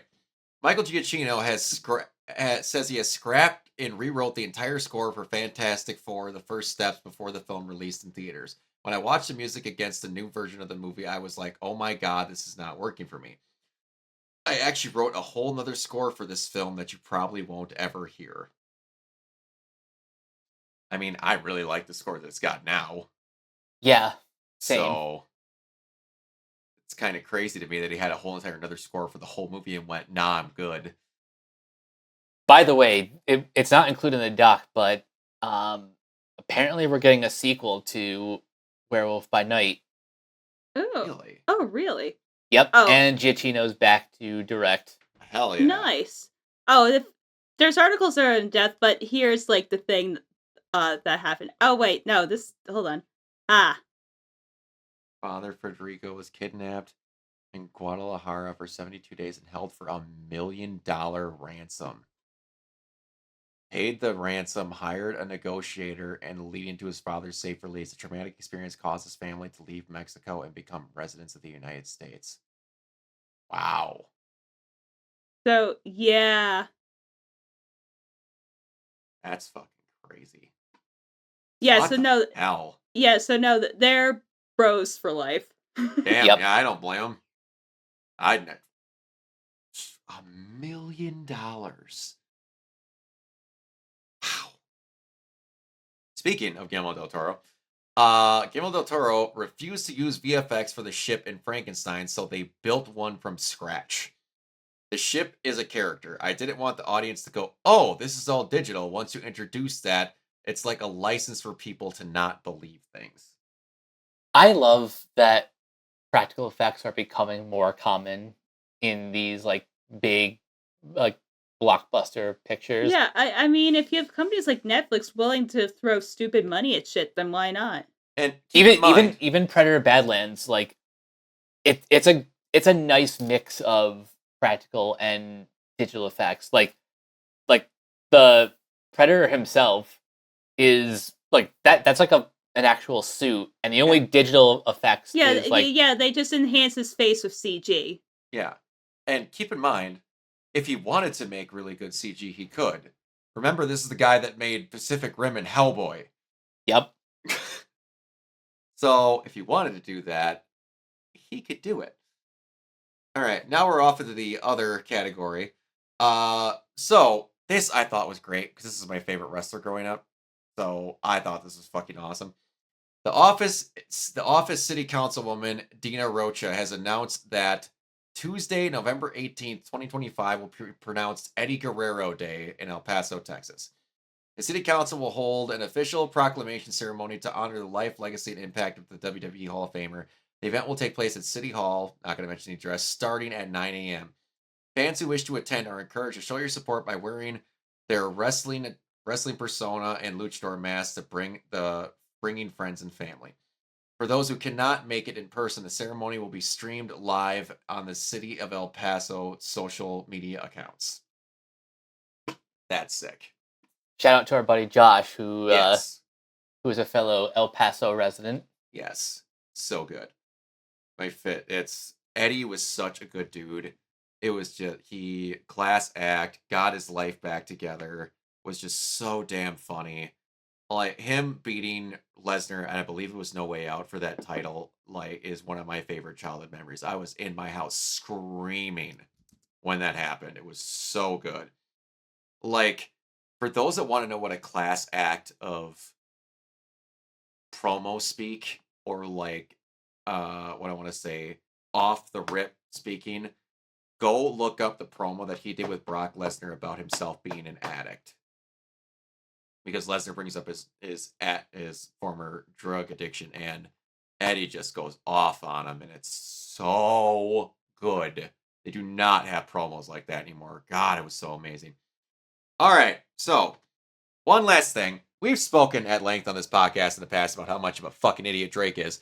About how in the past he has sued Drake, not because he called them a pedophile, but because he didn't believe the streaming numbers for Not Like Us were accurate.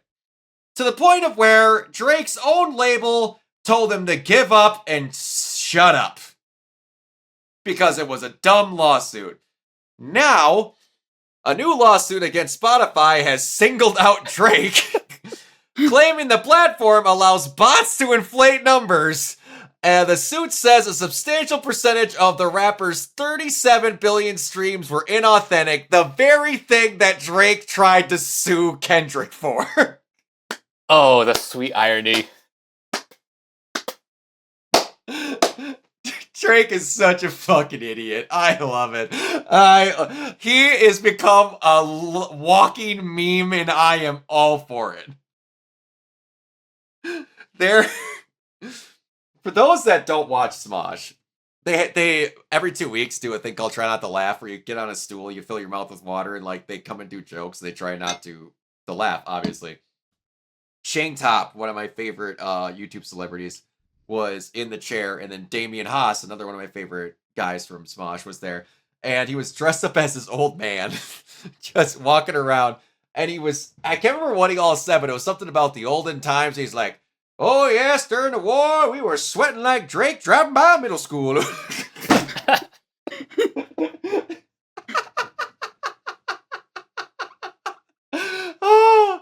And you know what the crazy thing is? Cade, I would be very fucking up for that. Absolutely. Like, just like Microsoft, like, no one would have even thought of this shit if Drake didn't get in that stupid rap beef. Yes! A rap beef where, to quote Wooly, they nuclear striked the already smoking crater. It's so bad. When you go to California on Juneteenth and get Crips and Bloods to perform on a stage in unity to tell you how you are a fake wannabe black person who acts like a white guy, you need to give up. Yep. He brought peace to California gang members to go on stage to tear you apart, where he 7 times in a row played the song about you being a pedophile, and the crowd got louder every time. Yep. Yes, Umbreon. It was incredible. Go look up his Juneteenth concert. He played the song, I believe, 7 times in a row, and every time he did it, more celebrities and stuff got on the stage, including both Bloods and Crips got on the stage together, united to trash Drake. It was beautiful. So, and every year on Juneteenth, Drake is going to be reminded about how the entire rap community told him he was a fake black man. The balls of that move. Mm-hmm. Kendrick is a fucking madman. And he also the Hey Drake, when he looked at dead eyeballs down the camera during his Super Bowl performance, which he had Serena Williams, an ex of Drake, crip walking while he called him a pedophile.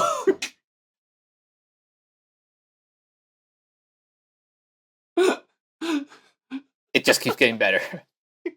That was just the icing on the cake. Oh, it was so good. Like, he did say, because he's like, okay, I'll be good. I'll follow, standards and practices, because this is going to be aired for kids. But the stadium still yelled. The stadium can say it. He didn't. ATP and Drake should just flee the country and change his name, man. It was to the point of where I'm shocked he didn't get MGK'd, to where, like, he started making pop music because Eminem fucking eviscerated his rap career.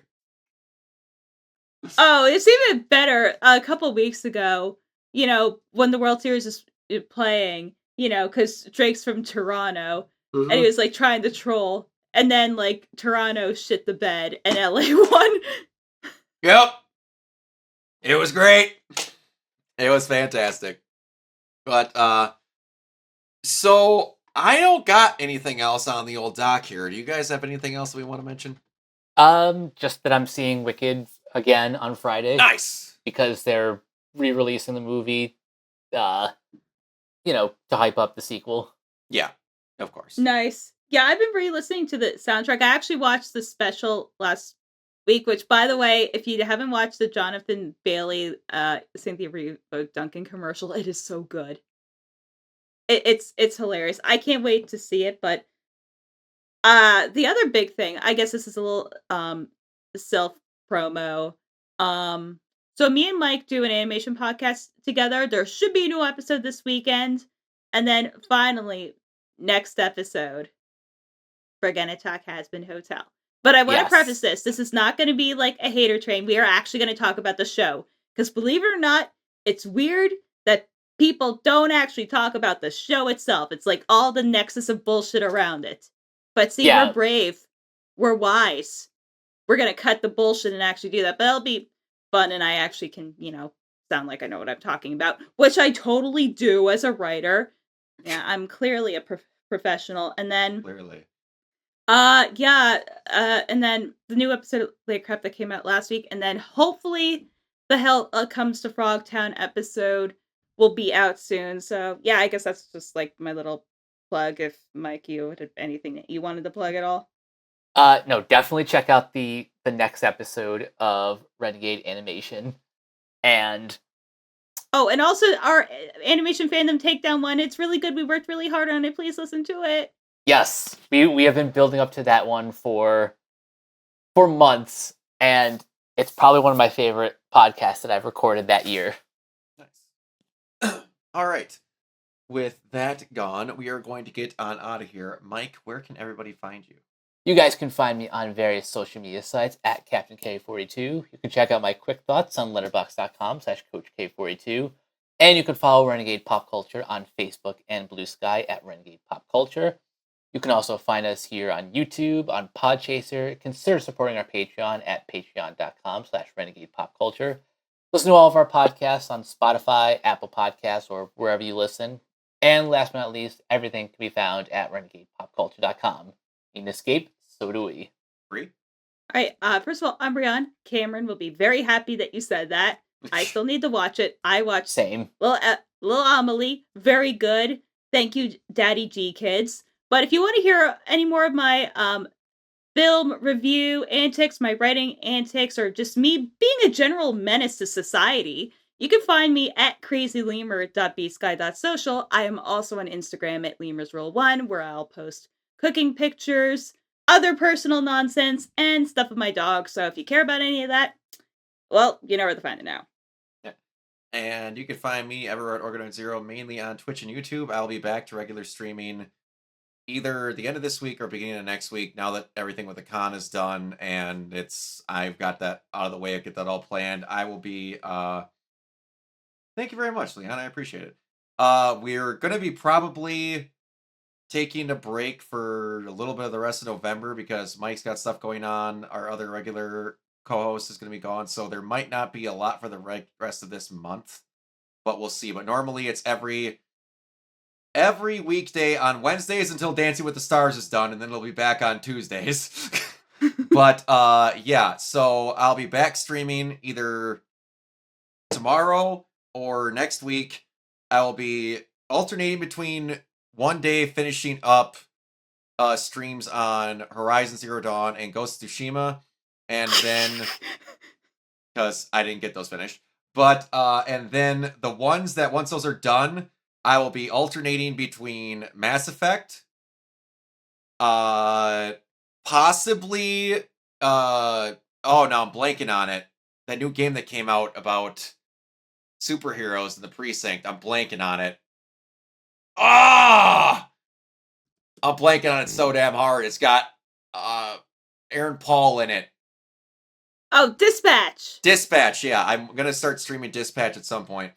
And now that Analog 3D finally actually released the damn thing, at some point now that it's actually coming, I'm going to start doing N64 game streams again since that 4K N64 will be here. So I'm going to be blazing through. Leon, I promise you, I will be. I just need to get it, which it will be on there. I'm going to finish up Tsushima, finish up Horizon, and then I'll probably alternate between Dispatch and Mass Effect. And then when I get a moment in between there, I want to start streaming through the Banjo-Kazooie games, Banjo-Kazooie and Banjo-Tooie, once the system actually gets here. But other than that, over on my Instagram at Organoid0, if you're into cosplaying and such, all of my cosplaying and con-going antics is over there. I'm going to try harder. I don't like doing it outside of cons because it means I have to shave all the time, and I don't like doing that, but I'm going to try doing more cosplay-esque TikToks. I like doing them a lot more. And so yeah, it's fine. No, you guys are good. Twitch has a delay on it, so you guys are good. But anyway, so yeah, actually, the whole group that we got here is in photos from the last con, so you can all check them out there. Follow them; they're all great people. So yeah, until next time, we will see you all later. Ciao. Bye.